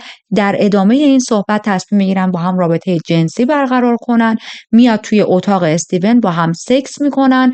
بعد از سکس استیون برنامه‌اش این بود که بره دوش بگیره، بعد از دوشش بیاد خودش رو بکشه، دوش میگیره، میاد بیرون، میبینه تفنگم نیست، میفهمه اون کارکنه هتل تفنگ استیون رو دزدیده و یه حالتی میشه که اوکی، شاید این یک نشونه است، نشونه برای این که من هنوز باید برای این زندگی تلاش کنم و جون خودم رو نگیرم. درسته که تصمیم میگیره به زندگی ادامه بده. ما الان توی 21 جولای هستیم، اما به این معنا هم نیست که وضعیت مالیش هم اوکی شده دیگه. استیونی که دیگه نه اسلحه‌اش هست، نه یه قرون پول داره و دیگه حتی نمیتونه جون خودش رو بگیره، به شدت احساس ناامیدی داره، تصمیم میگیره که با جاش تماس بگیره. تماس میگیره، میگه ببین وضعیت من واقعا وضعیت خرابیه، من به نقطه تاریکی رسیدم، من به هیچ رسیدم. و جاش بهش میگه اگر که بخوای ما هنوز میتونیم با هم همکاری کنیم، بریم از یه خونه سرقت کنیم، من هنوز سر اون حرف و نقشه و پیشنهادم هستم. با توجه به شرایطی هم که استیون داشت، واقعا سریع‌ترین راه برای پول درآوردن همین کار بود. پس جاش و استیون برنامه ریختن تا همون توی یک مغازه ملاقات کنن و بتونن برای نقشه دزدیشون چند تا زیپ تایز بگیرن که بتونن اگر اشخاصی توی خونه دیدار شدن یا توی خونه بودن، نیاز پیدا کردن، دست افراد و اون اشخاص رو از پشت ببندن و همینطور یک تفنگ اسباب بازی هم تهیه کنن، چون تفنگ واقعی هم نداشتن. قدم بعدی توی نقشه‌شون این بود که خونه مد نظرشون رو انتخاب کنن. تا ساعت 2 نصف شب داشتن دنبال خونه‌های مختلف میگشتن، یک خونه‌ای که بشه ازش دزدی کرد. اما اولین خونه‌ای که خواستن بهش دستبرد بزنن، ساکنین خیلی زیادی داخلش داشت و خب نمیتونن اینجوری برن پولی بدزدن. خونه بعدی هم که انتخاب کردن پر از دانشجوهای پسر بود. استیون وقتی میبینه این همه جمعیت پسر توی اون خونه است پنیک میشه، میگه که نه من این خونه رو فراموش کن. جاش میگه بی خیال، پسش برمیایم، اما استیون میگه نه، من این خونه رو نیستم. اینا همشون جوونن، احتمالاً خیلی قویان و ما نمیتونیم با یه تفنگ مصنوعی و چند تا چیزی که حالا میخوایم دستشون رو ببندیم و پسشون بر بیایم. شاید یکیشون اصلا تفنگ واقعی داشته باشه. خیلی کار ریسکیه. میرن سراغ خونه بعدی، اما از شانسشون وارد شدن به اون خونه هم اصلا کار راحتی نبود. سیستم امنیتیش خیلی بالا بود. در نهایت به این نتیجه میرسن که بابا جان، ما هنوز برای یک سرقت موفقیت آمیز آماده نیستیم. اما استیون به جاش میگه ببین من فقط $10 توی جیبمه، من دوباره دارم تبدیل به یه شخص بی خانمان میشم، دوباره دارم برمیگردم سر خونه اولم، باید یه کاری بکنیم. جاش هم وضعیت مالیش خیلی خوب نبود دیگه که حالا بتونه پول حداقل یه چیزی قرض بده مثلا به استیون. بهش میگه ببین بیا فردا من یه مقدار پول از صاحبکارم طلب دارم، اون یه مقدار رو بگیرم، حالا این یه مقدار پول رو استفاده بکنیم، مصرف بکنیم تا حالا یه خونه خوبی رو پیدا کنیم.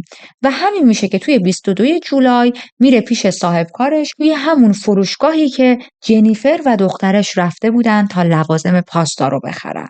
و ما مجدد رسیدیم به اوایل پرونده که داشتم براتون تعریف میکردم. گفتم جنیفر و دخترش رو چند لحظه بذاریم کنار تا با 2 تا شخصیت اصلی آشناشیم. گفتیم جاش داشت دید میزدشون دیگه، اما من این رو بهتون نگفتم، خواستم اینجا بگم. اولین باری نبود که جاش داشتیم مادر و دختر رو میدید. سالها قبل، اون زمانی که عادت داشت بره تو خونه های مردم یواشکی و دخترهای زیر سن قانونی رو دید بزنه، یکی از خونه هایی که وارد شده بود خونه این زوج بود. وارد شده بود و بارها و بارها مکیلا و هیلی رو دید زده بود. جاش یهو این میاد توی ذهنش که من یادمه چند سال پیش وقتی خونه اینا رفته بودم، خونهشون خیلی خونه خوب و لاکچری بود. چرا که نه، بذار خونه اینا رو هم امتحان کنیم. جنیفر و دخترش رو تا خونهشون تعقیب میکنه و وقتی از دور خونه رو نگاه میکنه میبینه واقعا برای دزدی عالی و پرفکته. دور بر ساعت 10 شب میره استیون رو بر میداره، میاره نزدیک این خونه که با استیون هم خونه رو بررسی کنه. خونه رو چک میکنن، قفلای در خونه رو چک میکنن، میبینن بله خیلی برای دزدی این خونه خوبیه. گفتیم ساعت 10 شب اومده بودن خونه رو چک کنن دیگه. این به این معنا بود که حداقل تا چند ساعت آینده که خانواده بخوابن باید یک تایم پسی میکردن. پس میرن به یک باری میشینن به مشروب خوردن به امید اینکه نصف شب بشه این خانواده خواب باشن و بعد وارد خونه‌شن. از این طرف خانواده‌ای که ما ازش توی این پرونده صحبت کردیم دارن چیکار میکنن؟ غذا درست میکنه براشون دخترشون، گفتم خیلی عاشق آشپزی بود. غذا میخورن، میشینن یه مقدار فیلم نگاه میکنن، هر کدوم اکتیویتی های خاص خودشونو میکنن و بعد دیگه نیمه های شب بود که میرن توی تخت تا بخوابن. این در حالیه که جاش و استیون تمام مدت توی بار دارن مو به موی برنامهشون رو با هم مرور میکنن.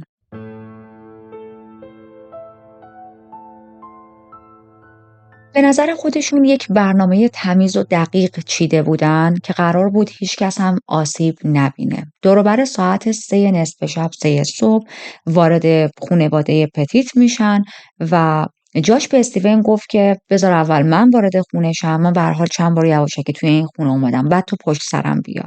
به گفته استیون دید که جاش نسبت به خونه‌های دیگه با اعتماد به نفس خیلی بیشتری توی خونه قدم برمی داشت. جاش همچنین میدونست که باید از کجا وارد خونه شن. بهترین راه ورودی از یه در پشتی بود که از زیر زمین می اومد و به خونه ختم می شد. استیون از پشت یه پنجره بیل رو میبینه که جلوی تلویزیون نشسته، خوابش برده، چند تا کاغذ و ورق دور لپتاپش ریخته بود. منتظر مونده بود که جاش بیاد در رو واسش وا کنه، اما بعد از چند دقیقه میبینه در باز نمیشه.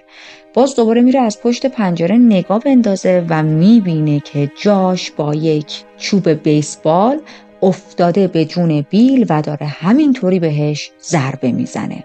خب این اصلا جزو برنامه‌شون نبود. گفتم بهتون قرارشون این بود که توی این سرقت هیچکی آسیب نبینه. قرار بود فقط این خانواده رو دستاشون رو از پشت ببندن، هر چیزی رو که میخوان بدزدن، بعدم خانواده رو رها کنن. اما حالا صحنه‌ای که استیون داشت میدید جاش بود که با چوب بیسبال همینجوری پشت سر هم داره به بیل ضربه میزنه. بیل بیچاره خواب بود دیگه، توی خواب یهو شروع میشه ضربه خوردن به سرش. چشماشو باز میکنه، احساس میکنه صورتش پر از خونه، سرش به طرز خیلی وحشتناکی شکسته بود، کل صورتش پر از خون بود، یعنی اصلا دیدش تار شده بود، نمیتونست دقیق ببینه که چه کسی داره بهش ضربه میزنه. استیون در حالی که یکم ترسیده بود میره کمک جاش. بیل رو میبرن به زیر زمین، میبندنش به یه دونه ستون مانندی که اونجا بود. بهش میگن ما واسه دزدیدن پول اینجاییم و نمیخوایم به کسی آسیب برسونیم. حالا این در حالیه که در حد مرگ بیل رو کتک زدن با چوب بیسبال، بعد میگن نمیخوایم به کسی آسیب برسونیم. درسته که جاش خیلی به بیل ضربه زده بود، اما این رو هم بگم میزان خونی که بیل داشت از دست میداد خیلی بیشتر از ضربه هایی بود که بهش وارد شده بود. جاش هم خودش ترسیده بود که چرا انقدر این آدم داره خونریزی میکنه. حالا داستان چیه؟ بیل به خاطر مشکل قلبی که داشت رقیق کننده خون مصرف میکرد و این به این معناست که اگه به قسمتی از بدنش ضربه وارد شه حسابی خون از دست میده. سر بیل همینطوری داشت خون میومد و کم کم هوشیاریش رو داشت از دست میداد. جاش و استیون دقیقاً مثل پتومت ترسیده بودن، میرن توی اتاق کناری تا با هم صحبت کنن، ببینن خب حالا بقیه نقشه چیه، قدم بعدی باید چی کار کنیم.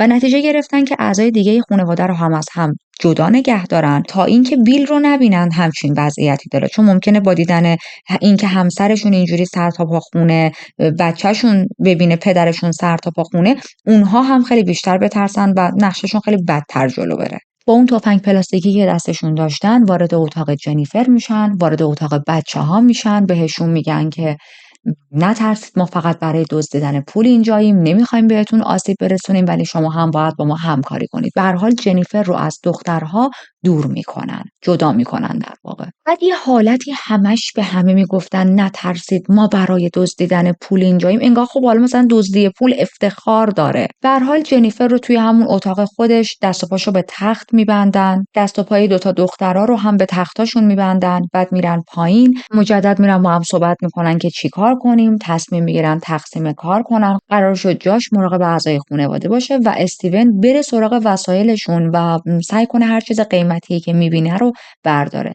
جنیفر خیلی تلاش میکرد که خودش رو آروم کنه، مسلماً فقط میخواست اونا هر چی میخوان از خونش بردارن و اون دوباره بتونه با آرامش در کنار خانواده‌اش باشه. جاش هی اتاق به اتاق میرفت، به همه سر میزد، اما بیشتر وقتش رو توی اتاق مکیلا میگذروند. تلاش میکرد که آروم و ساکت نگهش داره، سعی میکرد باهاش گپ بزنه، راجع به برنامه‌های تابستونی و مدرسه و اینا ازش سوال بپرسه. اما خب از نظر خود من این تلاشش برای آروم نگه داشتن مکیلا نیست. جاش پدوفایل، من اصلا با آدمای پدوفایل اعتماد ندارم و نفس کشیدنشون هم برای من شک برانگیزه، چه برسه به اینکه شروع کرده داره از این بچه سوالهای شخصی میپرسه.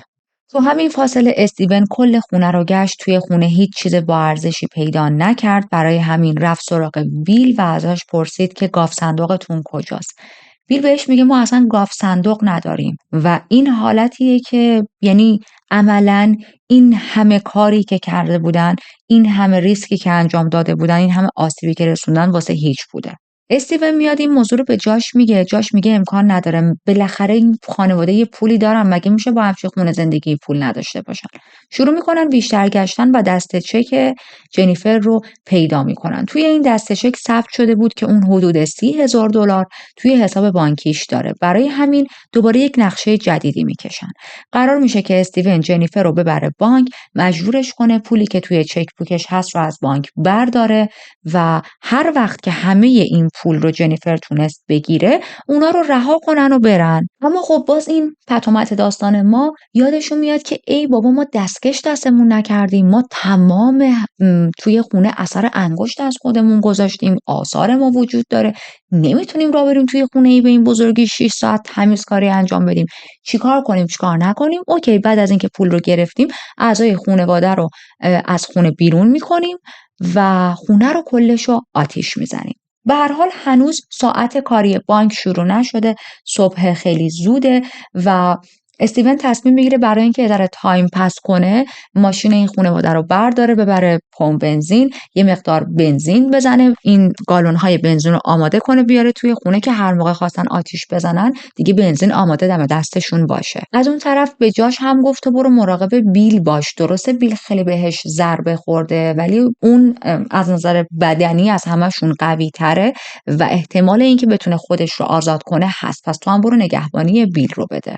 جاش میره پایین توی زیرزمین، میبینه که واقعا وضعیت بیل خیلی افتضاحه. گفتم بهتون خونریزیش خیلی شدید بود، یه حالت حموم خونی درست شده بود و لطف میکنه چند تا بالش دور ستون میذاره تا یه ذره جایی که بیل تکیه داده به اون ستون در حالی که دستاش بسته است راحت تر باشه. استیون جنیفر رو میاره پایین که با هم برن بانک. خیلی تلاش میکردن اعضای خانواده رو آروم نگه دارن، حتی یه جا پیشنهاد میدن که میخواید براتون صبحونه درست کنیم. قبل از اینکه جنیفر و استیون کامل سوار ماشین شن، جاش و استیون به جنیفر توضیح میدن که ببین به نفعت به بانک هیچی نگی، به بانک نگی این یک رابریه، نگی این دزدیه، وگرنه ما با تفنگی که داریم دونه دونه اعضای خانوادت رو میکشیم. اون تفنگ پلاستیکیشون منظورشون بود.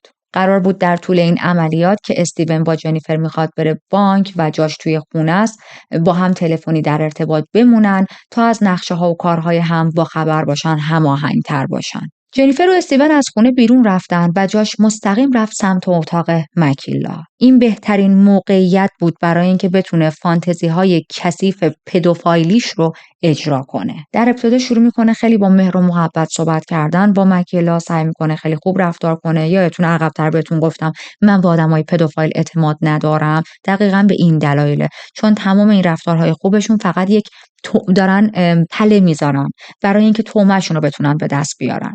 همه این رفتارها رو انجام داد تا بالاخره بتونه نقشه های کثیفش رو عملی کنه. میدونست تا زمانی که استیون و جنیفر از بانک با پول برگردن خیلی وقت زیاد داره. پس یه چاقو برمیداره، آروم دامن مکیلا رو میبره، شروع میکنه از اندام خصوصی بدنش فیلم و عکس گرفتن، محتوا سازی کردن، مجبورش میکنه که براش بلوجاب انجام بده. و اگر بخوام خیلی خلاصه کنم براتون، سوء استفاده های جنسی زیادی از این دختر میکنه که توی منابع مستقیم بهش اشاره نکردن به خاطر حریم شخصی مکیلا، اما خب از تمام این صحنه ها محتوا سازی کرده بوده. از بدن برهنه این دختر عکس گرفته بود، از تمام لحظه هایی که داشت آزار و اذیت براش به وجود می آورد فیلم تهیه کرده بود. و خب ما میتونیم حدس بزنیم توی این لحظه هیلی و مکیلا چقدر ترسیده بودن، نمیدونستن که چرا پدرشون نمیاد تا نجاتشون بده. از اون هر خبر نداشتن پدرشون در حال خونریزی توی زیرزمین داره میمیره. بیل هم بیچاره از اون ور خبر نداشت که چه اتفاقی داره برای زن و بچه هاش میفته. فکر میکرد که الان شرایط خودش خیلی افتضاحه، حالا چون به سرش ضربه های زیادی خورده و خیلی خون زیادی از دست داده، اما نمیدونست طبقه بالا توی اتاق خواب دخترهاش داره اتفاق خیلی بدتری براشون میفته، اتفاقی که واقعا از زخم سر بیل دردناکتر بود. حدود ساعتهای 9 صبح بالاخره استیون و جنیفر میرسن به بانک. جنیفر که خب خیلی ترسیده بود و آدم‌ها وقتی توی چنین شرایطی قرار بگیرن طبیعیه که خیلی چیزها رو یادشون بره. اما استیون هم اصلا حواسش نبود که جنیفر هیچ آیدی کارتی، هیچ چیزی همراه خودش نیاورده و چطوری بره از بانک بدون هیچی پول بگیره. جنیفر هم این موضوع رو میگه به من اینجوری پول نمیدن. میگه مهم نیست، برو یه جوری با مدیر بانک یه جوری صحبت کن و بگیر این پولو. حالا الان جنیفر استرس این رو هم داشت که به بانک چجوری بدون آوردن هیچ کارت و مدرکی توضیح بده که من $30,000 پول نقد نیاز دارم. به هر حال جنیفر میره توی بانک در حالی که شدیداً استرس داشت، با مسئول معاملات پول صحبت میکنه. استیون هم از اون ور خیلی مطمئن بود که جنیفر به راحتی از اکانتش پول در میاره، چون که میترسه حرفی بزنه بهشون، چون خانواده‌اش گروگان دست 2 نفر. جنیفر وایساده بود، خیلی منومه میکرد، رفتارش طبیعی نبود، تمام مدت داشت به خودش کلنجار میرفت که به بانک بگم یا نگم و در نهایت تصمیم میگیره که این کار رو بکنه.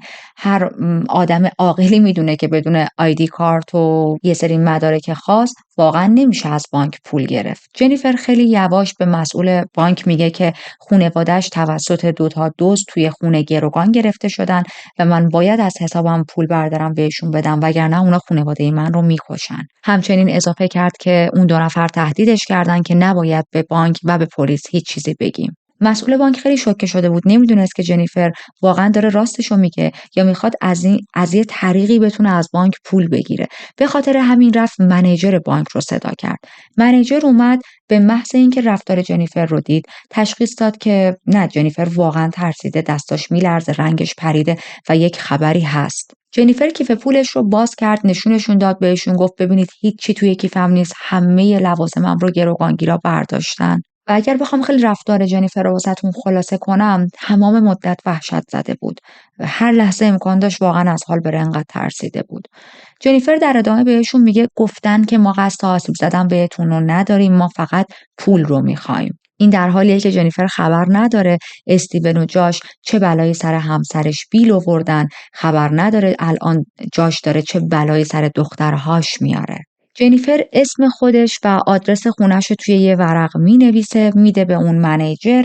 مسئول معاملات پول و منیجر هم $15,000 پول به جنیفر میدن تا بتونه برداره اونو ببره بده به استیون. بعدش منیجر میره توی اتاق خودش، در حالی که چراغ‌های اتاقش رو خاموش کرده بود و از پشت پنجره، از پشت پرده یواشکی داشت ماشین جنیفر و استیون رو نگاه میکرد، با 911 تماس میگیره. بهشون میگه همچین اتفاقی افتاده، یک خانومی اومده همچین گزارشی داده و آدرس خونه جنیفر رو به نیروی پلیس میده. متاسفانه نیروی پلیس خیلی بد عمل میکنه.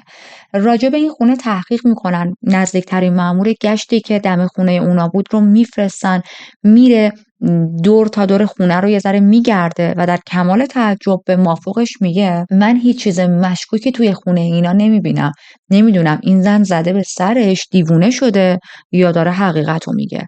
خب آره، چیز مشکوک که اطراف خونه اتفاق نمیافته، توی خونه اینا دزدا قایم شدن. چیو تو چک کردی؟ چمنای اطراف خونه رو چک کردی، دیدی همه چی اوکیه؟ ببینید این افسر حتی نرفت جلوی در خونه اونا در خونه رو بزنه و ببینه که آیا کسی میاد در رو باز کنه یا نه، آیا بیل میاد در رو باز کنه یا یکی از اون گروگانگیرا میاد در رو باز کنه. جنیفر با پول میره وارد ماشین میشه، استیون بهش میتوپه، میگه چرا انقدر دیر کردی؟ میگه به خاطر اینکه خب من هیچ مدرکی همراهم نبود و اینکه من و بیل هم قرار بود از هم جدا بشیم، طلاق بگیریم. بانک ذره دو دل بود که این پول رو من بده یا نه. حالا من اینم براتون ذکر کنم، جنیفر اینو صرفاً به استیون اینطوری گفته. خیلی جاها به خاطر این حرفی که زده بود توی منابع گفته بودن که این زوج در حال جدا شدن و طلاق گرفتن از هم بودن. ما نمیدونیم آیا واقعا این زوج میخواستن از هم جداشن یا جنیفر فقط این حرف واسه این زده که بتونه استیون رو به قول خودمون خر کنه. خیلی هم موضوع مهمی نیست، چه این زوج تصمیم داشتن از هم جداشن، چه میخواستن با هم زندگیشون رو ادامه بدن. در هر صورت هیچکس مستحق این نیست که توی چنین استرس و حمله ها و دزدی هایی قرار بگیره. خب ببینید اینجا استیون و جاش واقعا نتونستن منطقی فکر کنن. منطقش این بود که جنیفر رو همونجا توی همون خیابون ول کنه، بیاد با ماشین سمت جاش رو برداره، با همین چند هزار دلاری که به دست آوردن فرار کنن و برن، یا حالا اصلا استیون خودش تنها فرار کنه بره. اما در عوض برمیگرده به خونه این زوج تا همه جا رو آتیش بزنن. نکته عجیب بعدی اینه که استیون وقتی داشت میومد سمت خونه، ماشین گشت پلیس اونجا وایساده بود و اصلا انقدر این آدم سرش با تهش بازی میکرد که ندید ماشین پلیس رو. یکی دیگه از دلایلی که گفتم پلیس خیلی توی این پرونده بد عمل میکنه چی بود؟ اینکه سوای اینکه گفتم پلیس نرفت جلو در خونشون، حتی به خودش زحمت نداد با خونه این زوج تماس بگیرن و ببینن چه کسی تلفن رو پاسخ میده. آیا جون این خانواده در خطره یا نه؟ متاسفانه تا همین جایی که نیروهای پلیس فکر میکردن احتمالاً قضیه گروگانگیری الکیه و جنیفر داره این حرفها رو از خودش در میاره، داره دروغ میگه، چون فضای خونه از بیرون بسیار آروم بود. استیون و جنیفر وارد خونه میشن.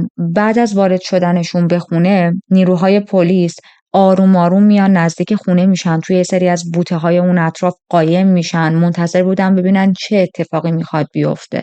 و ببینید حتی پرده های خونه کشیده نشده بود، یعنی اگر یکی از این مامورا یه ذره اون کله لامصبش رو بلند میکرد، نگاه مینداخت داخل خونه، رفتار جنیفر رو میدید که دوباره دستاش رو از پشت بستن، رفتار جاش و استیون رو میدید، میفهمید که بابا اینا واقعا دزدن، جون اعضای این خونه در خطره.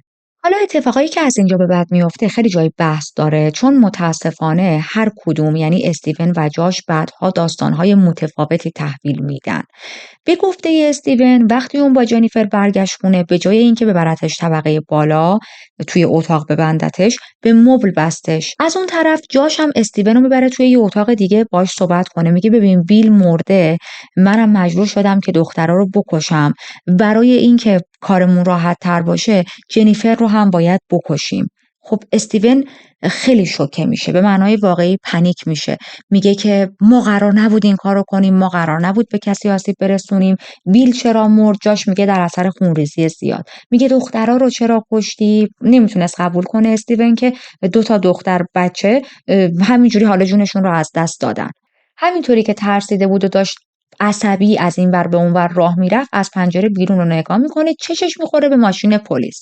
خیلی میترسه و میفهمه که جنیفر به بانک خبر داده، به بانک گفته بوده که پلیس ها رو خبر کنن. خیلی عصبانی میشه و میره حمله میکنه به جنیفر. در اثر این حمله‌ای که به جنیفر میشه، جنیفر به خاطر اون بیماری امسی که داشت نمیتونست خیلی از خودش مقاومت نشون بده. استیون در ادامه این حمله جنیفر رو پرت میکنه روی زمین، شروع میکنه بهش تجاوز کردن. خب طبیعتاً جنیفر شروع میکنه از خودش دفاع کردن. درسته که نیروی فیزیکیش به خاطر شرایط امسی که داشت اونقدر زیاد نبود، اما به هر حال تلاش میکرد بتونه دفاع کنه. در جریان این تلاشش برای نجات دادن خودش، برای دفاع کردن، استیون در حالی که داشت بهش تجاوز میکرد جنیفر رو خفه میکنه. یهو به خودش میاد، میبینه یه طناب دور گردن جنیفره، جنیفر مرده و دیگه نفس نمیکشه. استیون باور کرده بود وقتی که جاش گفت بیل مرده و بچه‌ها هم مردن، چون توی خونه سکوت خیلی زیادی حاکم بود و فکر میکرد خب واقعا همه مردن، جنیفر هم بالاخره مرد دیگه، خب به هر حال راحت شدیم. اما یهو همون موقع جاش رو میبینه که بودو داره میاد سمتش و بهش میگه بیل فرار کرده، بیل فرار کرده. و استیون گیج شده بود، میگه یعنی چی؟ تو مگه نگفتی بیل مرده؟ تا میان به خودشون بیان، از پنجره نگاه میکنن، میبینن بیل در حالی که پاهاش هنوز بسته است تونسته از همون زیر زمین یه جوری خودش رو آزاد کنه، رها کنه، بره. همینجوری که خون ازش از سرش میومد خودش رو میکشونه میره دم خونه یکی از همسایه ها. توی این 6 ساعت گذشته بیل خیلی بیشتر از یک آدم عادی خون از دست داده، به خاطر شرایطی که داشت و براتون تعریف کردم. و همین که این آدم داره نفس میکشه خودش جای تعجبه. این که تونسته اینطوری خودش رو نجات بده، این همه راه بره تا خونه همسایه، واقعا برای من عجیب بود. یعنی واقعا زندگی بیل به یک نخ وصل بود و من وقتی داشتم پرونده رو بررسی می‌کردم، وقتی داشتم مصاحبه‌های بیل رو گوش میدادم در رابطه با اینکه تعریف میکرد اون لحظه چه حالتی داشته و چطور تونسته خودش رو نجات بده، چطور تونسته خودش رو تا خونه همسایه بکشه، فقط و فقط یه چیز میومد توی ذهنم، اونم این که ببینید گاهی میل به بقا چطوری میتونه توی همکاری اندام و اعضای بدن به همدیگه کمک کنه. بیل فقط میل به بقا برای خودش رو نداشت، قطعا دنبال این بود که بتونه جون همسر و بچه‌هاش رو نجات بده. این بزرگترین انگیزه بود براش و خیلی جالبه.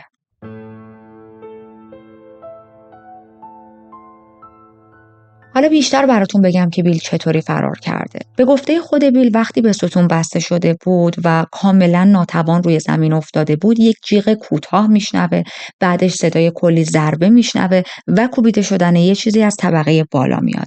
اونجا بود که میفهمه یه اتفاق خیلی بدی داره برای یکی از اعضای خانواده‌اش میفته.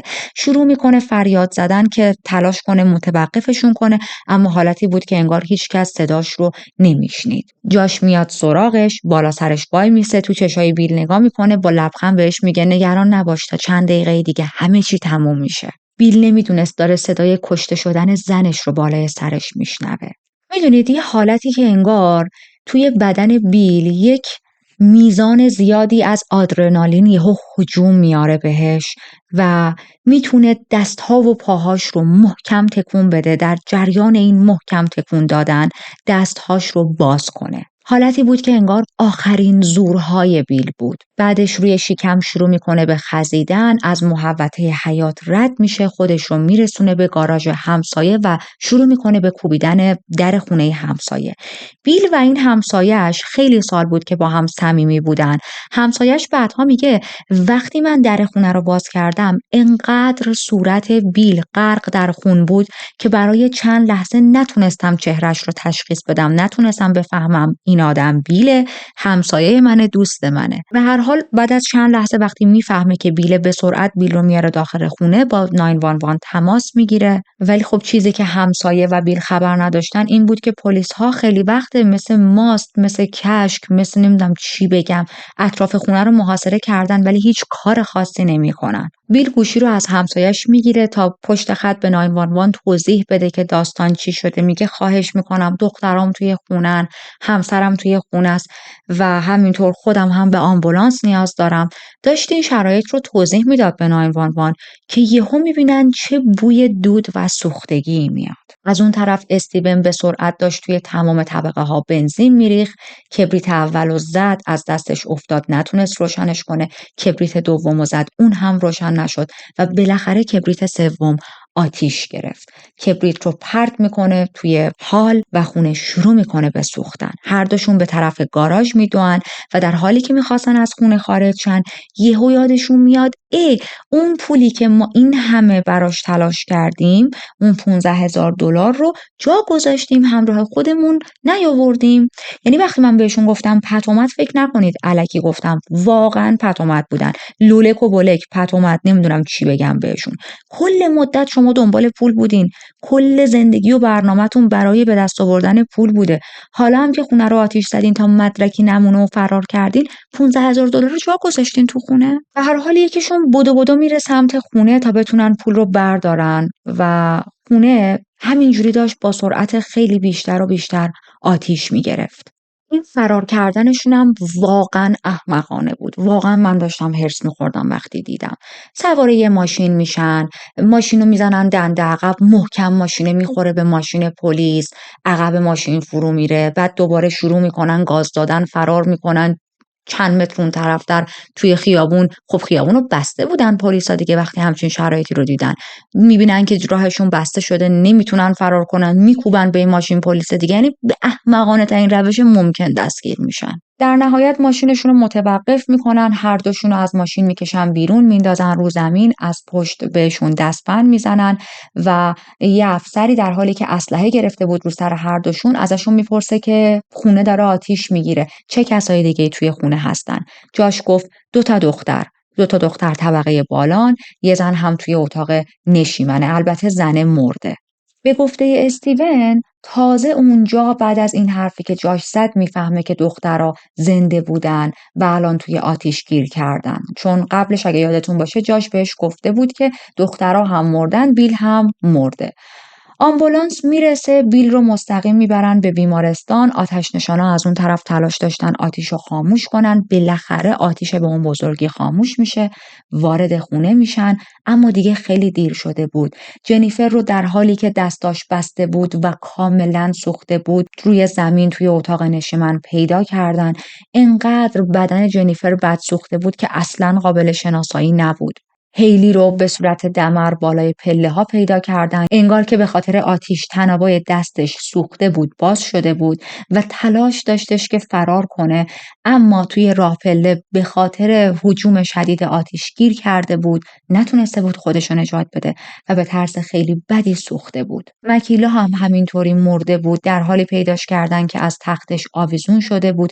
متاسفانه مکیلا هم هنوز دست و پاش بسته بود و حالتی بود که انگار تلاش کرده بود با همون دست و پای بسته از روی تخت خودشو بندازه پایین، اما به خاطر هجوم آتیش و دود نتونسته بود دووم بیاره. از حال رفته بود و آتیش اومده بود توی اتاقش، اون هم شدیداً سوخته بود. جاش و استیون رو جدا میکنن، از هم جدا منتقلش میکنن به پلیس استیشن و پلیس ها میگن تمام مدت استیون داشت گریه میکرد، داشت فریاد میزد که من نمیدونستم 2 دختر کوچیک توی اون خونه زندن، جاش به من دروغ گفته بود. میدونید یه حالتی بود که عذاب وجدان خیلی زیادی اومده بود سمتش. حقته بمیر از عذاب وجدان. تمام مدت میگفت آرزو میکنم کاش من جای اون بچه‌ها میمردم. بازجویی‌ها باهاشون شروع میشه و استیون تمام مدت تو بازجویی‌ها فقط میگفت کاش من بمیرم. یه کاری کنید من بمیرم. به من میشه حکم اعدام بدید. خیلی حال استیون بد بود. از طرف دیگه جاش حرفها و رفتارش خیلی متفاوت بود. اندازه استیون حالش بد نبود، عذاب وجدان زیادی نداشت و اینکه همه چیز رو میندازه گردن استیون. به کاراگاه‌ها میگه کل ایده دزدی از خونه پتیت ها، از این خانواده، برنامه ریزی و ایده استیون بوده. و خب گوشی جاش رو پیدا میکنن. توی گوشیش کلی محتوا بود از ابیوزها و تجاوزهایی که به این دخترها انجام داده بود و اونجا وقتی این موضوع رو به روش میارن جاش میگه که آره خب وقتی استیون و جنیفر رفتن بانک اصلا همه چیز دست به دست هم داد تا من به مکیلا تجاوز کنم، اما خب تجاوز نبود. میدونید من فقط مجبورش کردم برای بلو جاب. خیلی عجیب بود. یه مدلی صحبت میکرد انگار تجاوز فقط یک مدل داره، یا اینکه انگار اتفاق خاصی اصلا نیفتاده. یه مدلی داستان رو عادی تعریف میکرد انگار داره از یک قرار عاشقانه حرف میزنه، نه تجاوز به یک کودک. حالا این هم بماند که بعدها وقتی آزمایش‌های کامل انجام میدن میبینن نه خیر، آقای جاش کامل تجاوز کرده به مکیلا به خاطر اینکه اسپرمش توی بدن مکیلا پیدا شده بود. حتی جاش یه کار نفرت انگیز دیگه میکنه. توی صحبت‌ها و اعترافاتش مکیلا رو، یادتونه گفتم افرادی که نزدیکش بودن، افرادی که از جزو اعضای خانواده‌اش بودن، جزو فامیلش بودن، کی صداش میکردن. توی مصاحبه‌هاش مکیلا رو کی صدا میکرد و بعدها مابقی خانواده مکیلا خیلی ناراحت میشن، مثل خود پدرش، عمو، عمه، خاله، اینجور افراد خیلی ناراحت میشن، خیلی عصبانی میشن، میگن این آدم به چه حقی اون رو کی صدا میزد، انگار که یک شخص نزدیکیه به مکیلا، تو یک دزد قاتل متجاوزی و هرگز حق نداری مکیلا رو کی صدا کنی. گفتیم جاش کل مرگ‌ها، برنامه دزدی و آتش سوزی رو انداخت گردن استیون. اولش هم کاراگاه فکر می‌کردن جاش داره درست میگه، استیون مغز متفکر این اتفاقاته. تا وقتی که بیشتر تحقیقات میکنن، بیشتر باشون مصاحبه انجام میدن، میبینن نه، موضوع دقیقاً برعکسه. نه اینکه استیون مقصر نباشه ها، چرا، اما مغز متفکر خود جاشه. بریم سراغ بیل. بیل رو فرستاده بودن به بیمارستان، وضعیتش خیلی وخیم بود. بیل شماره مادر و پدرش رو جزو ایمرجنسی کانتکت داده بود. وقتی با پدر بیل تماس میگیرن و بهش میگن که همچین اتفاقایی افتاده، وضعیت پدر بیل هم همچین خیلی بهتر از خودش نبود.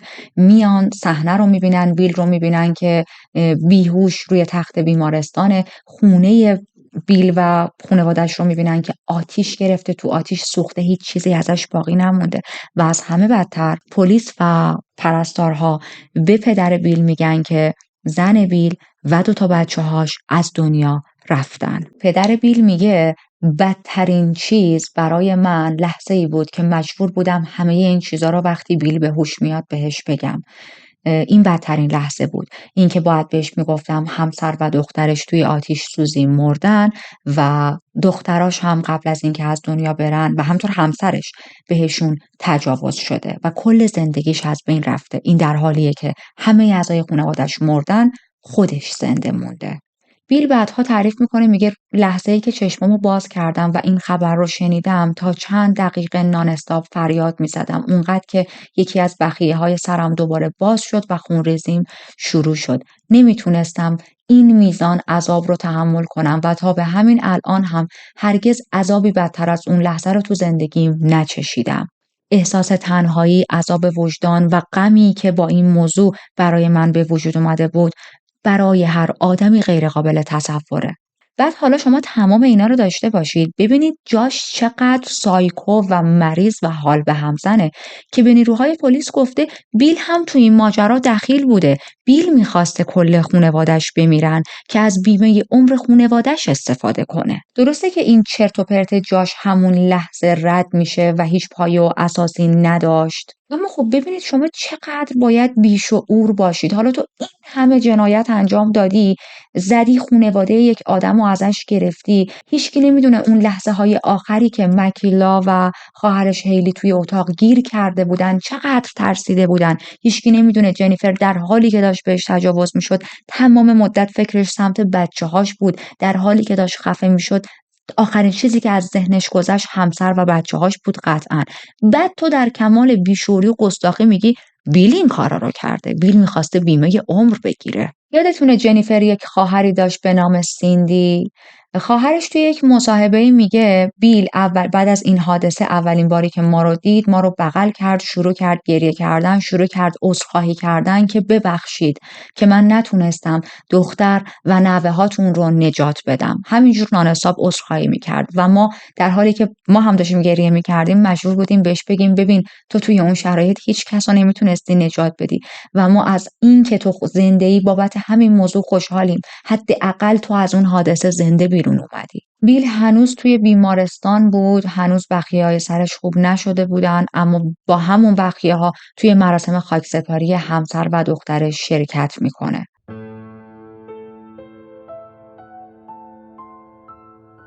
برسیم به دادگاهاشون. روانپزشکای استیون میگفتن که استیون شروع کرده بود هر روز کابوسای وحشتناکی درباره سوختن بچه‌هاش ببینه که به نظر من چیز خوبیه. البته نه اینکه بخوام بگم بچه‌هاش بسوزن یا بمیرن، ولی باید بدونه چه حسی داره که بچه‌های آدم توی آتیش میمیرن.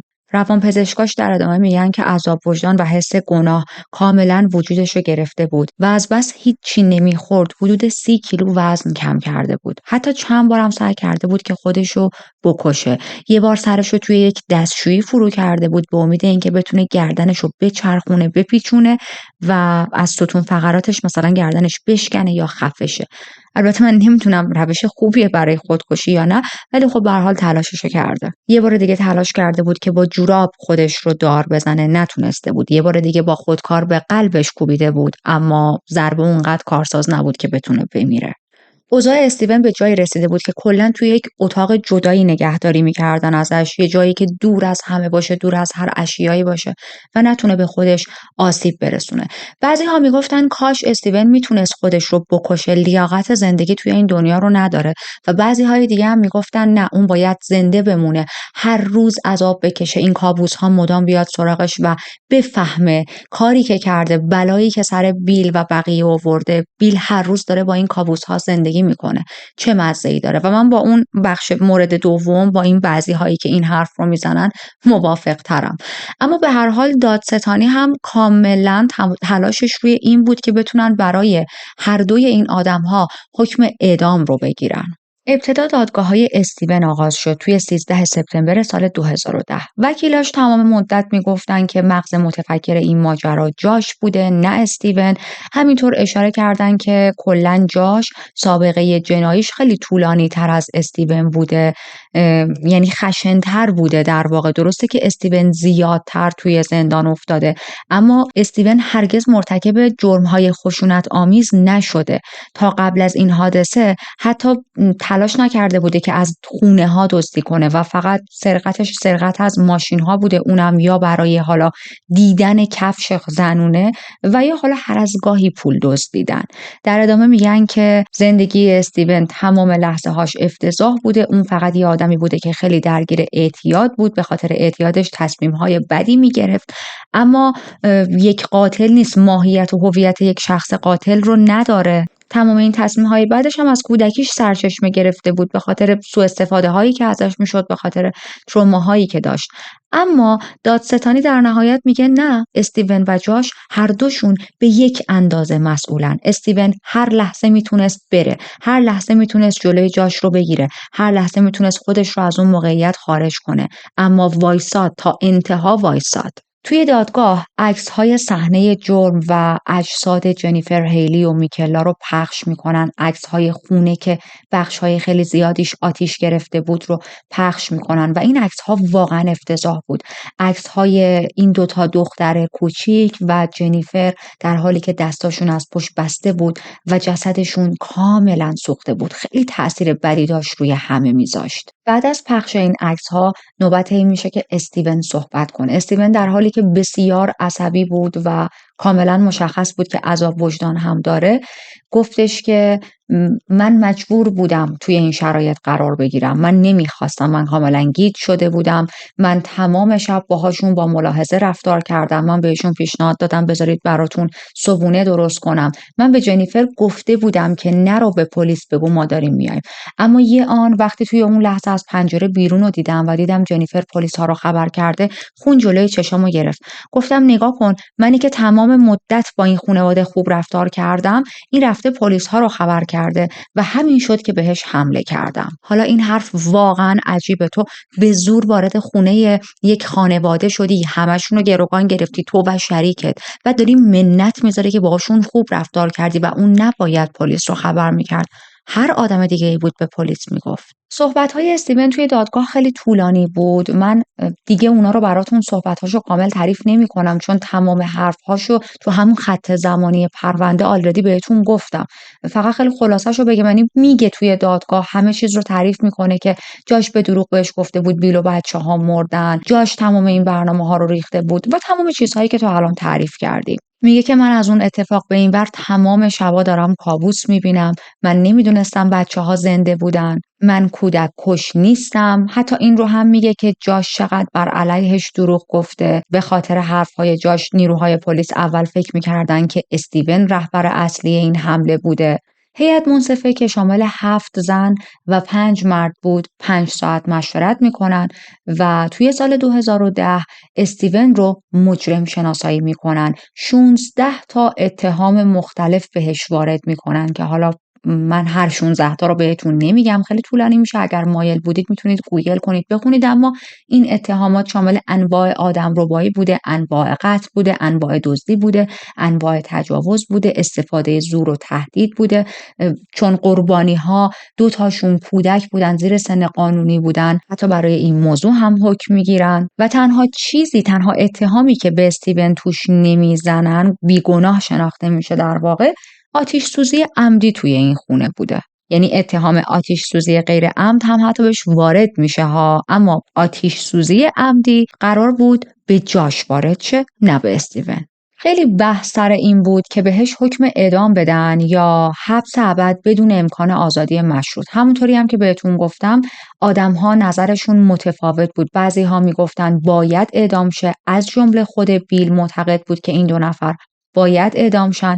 بعضی از آدما میگفتن که نه، سخت‌ترین مجازات برای چنین افرادی اینه که بذارید زنده باشن و هر روزشون با رنج و درد سپری شه. به هر حال هیئت منصفه بعد از 17 ساعت مشورت دیگه در نهایت تصمیم میگیرن که استیون باید محکوم به اعدام شه. زمانی که بهش گفتن حکم اعدام برات صادر شده، استیون لبخند زد و گفت از این تصمیم خیلی خوشحالم، چون این همون چیزی بوده که من از اول میخواستم بمیرم. بعد از اعلام این حکم بیل با مطبوعات صحبت میکنه. توی صحبتاش میگه که همه ما میدونیم در نهایت قضاوت اصلی و حکم اصلی با خداست. در ادامه هم میگه حتی اگر این 2 نفر اعدام شن، این پرونده برای من بسته نشده. یک زخم عمیق و همیشگی تو بدن من، توی وجود من باقی مونده. من با اعدام استیون روحم به آرامش نمیرسه، اعصابم آروم نمیشه و فقط برای اینکه عدالت برقرار بشه از ابتدا داشتم میگفتم باید اینا اعدام شن. بعد از اینکه محاکمه استیون تموم میشه، برای اولین بار در تاریخ تو کل اون ایالت به اعضای هیئت منصفه پیشنهاد میدن که باید همتون برید و تراپی بشید. ببینید چقدر عکس‌های صحنه جرم، عکس‌های اجساد افتضاح بود که هیئت منصفه مجبور بودن بعد از تمام این جلسات دادگاه برن و تراپی بگیرن. هیئت منصفه با حکم اعدام موافقت کرده بودن. قاضی باید حکم رو میداد. قاضی 6 تا حکم اعدام میده، 106 سال حبس هم به استیون میده. وقتی که داشت حکم رو اعلام میکرد میگه که قتلی که انجام دادین واقعا وحشتناکه. حکمی که گرفتین وحشتناکتر از اون. من هرگز توی حیطه کاریم 6 تا حکم اعدام به یک نفر و 106 سال حبس ابد نداده بودم. ولی این حکمیه که خودت با آتیش برای خودت نوشتی. امیدوارم بعد از اینکه اعدام شدی خداوند به روحت رحم کنه. قرار بود تاریخ اعدام استیون 27 می سال 2011 باشه و بریم به دادگاه‌های جاش بپردازیم. وکلای جاش تلاش داشتن با پذیرفتن گناهکار بودن در ازای حبس ابد با دادگاه به توافق برسن. اما خب درست مثل پرونده استیون، دولت، قاضی، هیئت منصفه و بیل و خانواده‌اش دنبال اعدام بودن و نه چیز دیگه‌ای. محاکمه جاش توی 19 سپتامبر سال 2011 شروع میشه. در طول دادگاهش به تروماهای دوران کودکیش اشاره میکنن، به اینکه چقدر مذهب سمی توی زندگیش بود، مورد تجاوز برادرش قرار میگرفت و مسائلی که من براتون در طول پرونده تعریف کردم. حتی خیلی عجیب بود، مادر و پدر جاش توی دادگاه حضور داشتن و وقتی که وکلا ازشون این سوالها رو میپرسیدن، مادر و پدرش قشنگ مثل سیب زمینی توی جایگاه نشسته بودن و میگفتن که ما یادمون نمیاد همچین چیزایی رو. جاش در دفاع از خودش توی دادگاه میگه کل برنامه حمله به این خانواده از اول اشتباه پیش رفت. ما هدفمون چنین قتل فجیعی نبود و متاسفانه اصلاً به ذهنمون نرسید که قبل آتش سوزی اعضای خانواده رو آزاد کنیم. که خب این حرف‌ها برای همه توی دادگاه شنیدنش خیلی عجیبه. مگه میشه تو یادت بره که یه سری آدم‌ها رو توی این خونه گروگان نگه داشتی، 2 تا کودک توی طبقه بالا گروگانن، دستاشون رو بستی در حالی که تجاوز کرده بودی بهشون، یادت رفته؟ اون موقع یادت بود و آتش سوزی رو انداختین و واسه خودتون رفتین پی کارتون؟ نه، شماها یادتون بود، خوبم یادتون بود، از قصد این کار رو کردین. و توی دادگاه هم همین حرف زده شد. جزئیات دادگاه جاش حتی از دادگاه استیون هم سخت‌تر بود برای هیئت منصفه و کسایی که بودن، چون سوای تماشای عکس‌های صحنه جرم، سوای تماشای اجساد سوخته شده این 3 نفر، باید یه سری عکس و ویدیوهای دیگه هم می‌دیدن. اونم عکس و ویدیوهایی که جاش از آزار و اذیت‌ها و تجاوزهای جنسی به بچه‌ها تهیه کرده بود. تمام اینا توی دادگاه پخش شد. وقتی این فیلم‌ها داشت پلی میشد توی دادگاه، تمام مدت بیل و بقیه اعضای خانواده‌اش سرشون پایین بود، گریه می‌کردن، خجالت می‌کشیدن به تصاویر نگاه کنن، خشمگین بودن، عصبانی بودن و اینقدر افتضاح بود که حتی یکی از اعضای هیئت منصفه حالش بد شد. گفت من نیاز دارم برم یه مقدار بیرون راه برم و از قاضی درخواست کرد که جلسه دادگاه رو این بار هر چه زودتر تموم کنن، چون همه به تنفس نیاز دارن.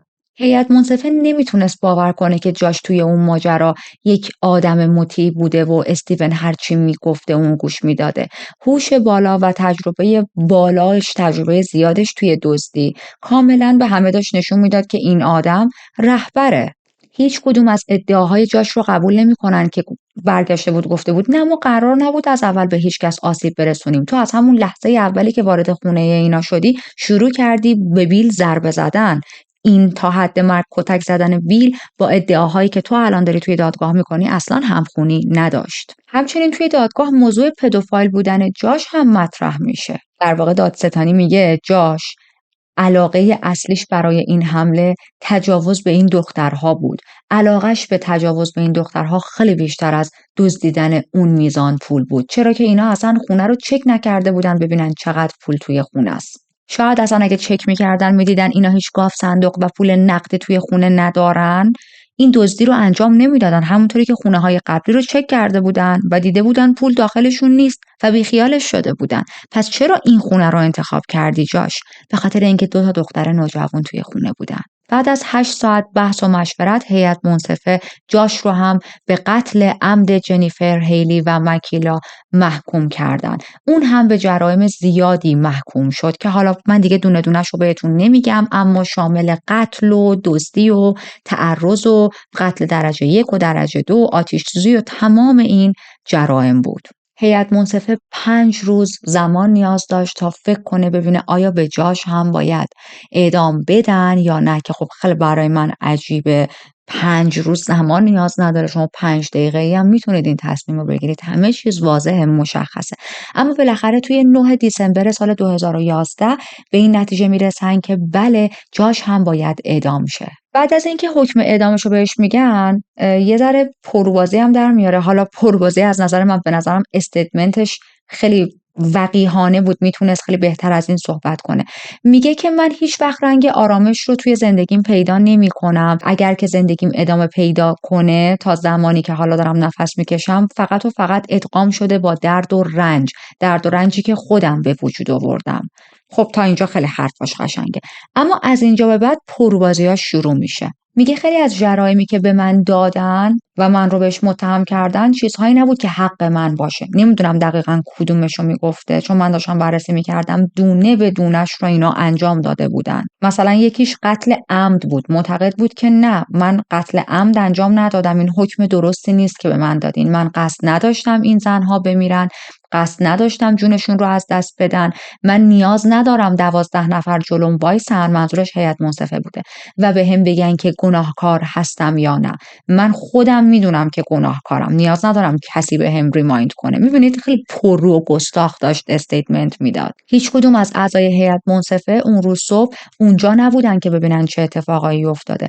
من مسئولیتامو خودم میدونم چه اشتباهی کردم و خطاهامو پذیرفتم. اما هیئت منصفه‌ای که حکم اعدام رو برای من پیشنهاد کرده، یعنی منو خیلی بی‌ارزش‌تر از این میدونه که یک فرصتی بده تا زندگی کنم و خودم رو اصلاح کنم. طلبکار، یعنی واقعا عجیبه. بعد از این جنایت هولناک یک لایحه جنایی 43 صفحه‌ای امضا شد که اگر یک نفر وارد خونه یکی دیگه بشه به زور، این کار دزدی، جرمه و تا 25 سال حبس رو میتونه به همراه داشته باشه. یعنی اگر کسی به زور وارد خونه یکی دیگه شه، حالا اصلا نه دزدی کنه نه آسیبی برسونه، اصلا 3 ثانیه وایسه بعد از خونه خارج شه، همین کار جرمه. خب خانواده پتیت درسته که خیلی از نظر منتالی توی دادگاه آسیب دیده بودن، تمام صحنه ها رو مجبور شدن دوباره ببینن، بشنون، اوور براشون ریپیت شد تمام اتفاقات بد. اما بعد از اینکه شنیدن هر دوی این آدم ها حکم اعدام گرفتن، یه حالت آب رو آتیشی بود، یه حالت آرامش خیالی بود. ولی متاسفانه این خوشحالیشون خیلی دووم نمیاره. توی سال 2015 یک قانون جدیدی میارن، مجازات اعدام رو توی اون ایالت حذف میکنن، از بین میبرن و تمام زندانی هایی که در انتظار اعدام بودن حکمشون تبدیل میشه به حبس ابد بدون امکان آزادی مشروط، از جمله استیون و جاش. پس حکم اعدامشون تغییر میکنه و هرگز اعدام نشدن. توی سالهای بعد استیون هرگز تلاش نکرد که بتونه از طریق وکلا برای خودش درخواست آزادی مشروط بزنه و نظر حالا مثلا قاضی و نیروی پلیس و اینا رو تغییر بده. به گفته خودش میگه من عواقب کارم رو پذیرفتم و حق منه که دوران محکومیتم رو تا آخر عمر توی زندان بگذرونم. اما جاش اینجوری نبود، جاش خیلی پر رو بود. مدام از طریق وکیلاش سعی میکرد تجدید نظر بزنه، میگفت محاکمه من عادلانه نبوده، حکم‌هایی که به من دادن عادلانه نبوده، اما خب خیلی به جای هم نمیرسه. تا حتی من داشتم بررسی میکردم توی سال 2021 سعی کرد که پروندهش رو به دست دیوان عالی آمریکا برسونه و بگه که بابا تجدید نظر کنید تو پرونده من، اما اونا هم پروندهش رو قبول نکردن.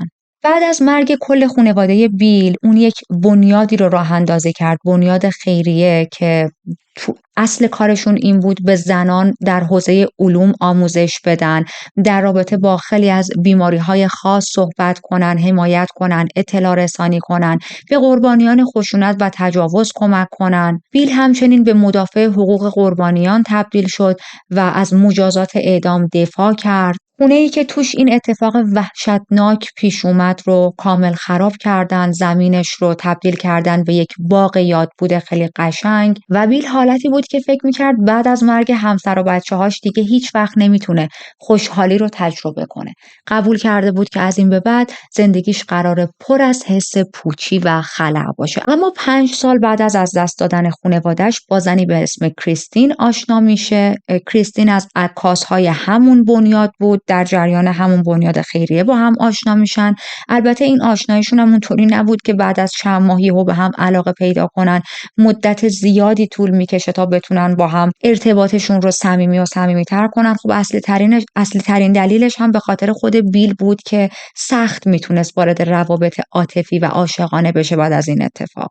به هر حال کریستین وارد زندگی بیل شد، تبدیل شد به سنگ صبورش. توی روزهای تاریک زندگی بیل کنارش وایساد.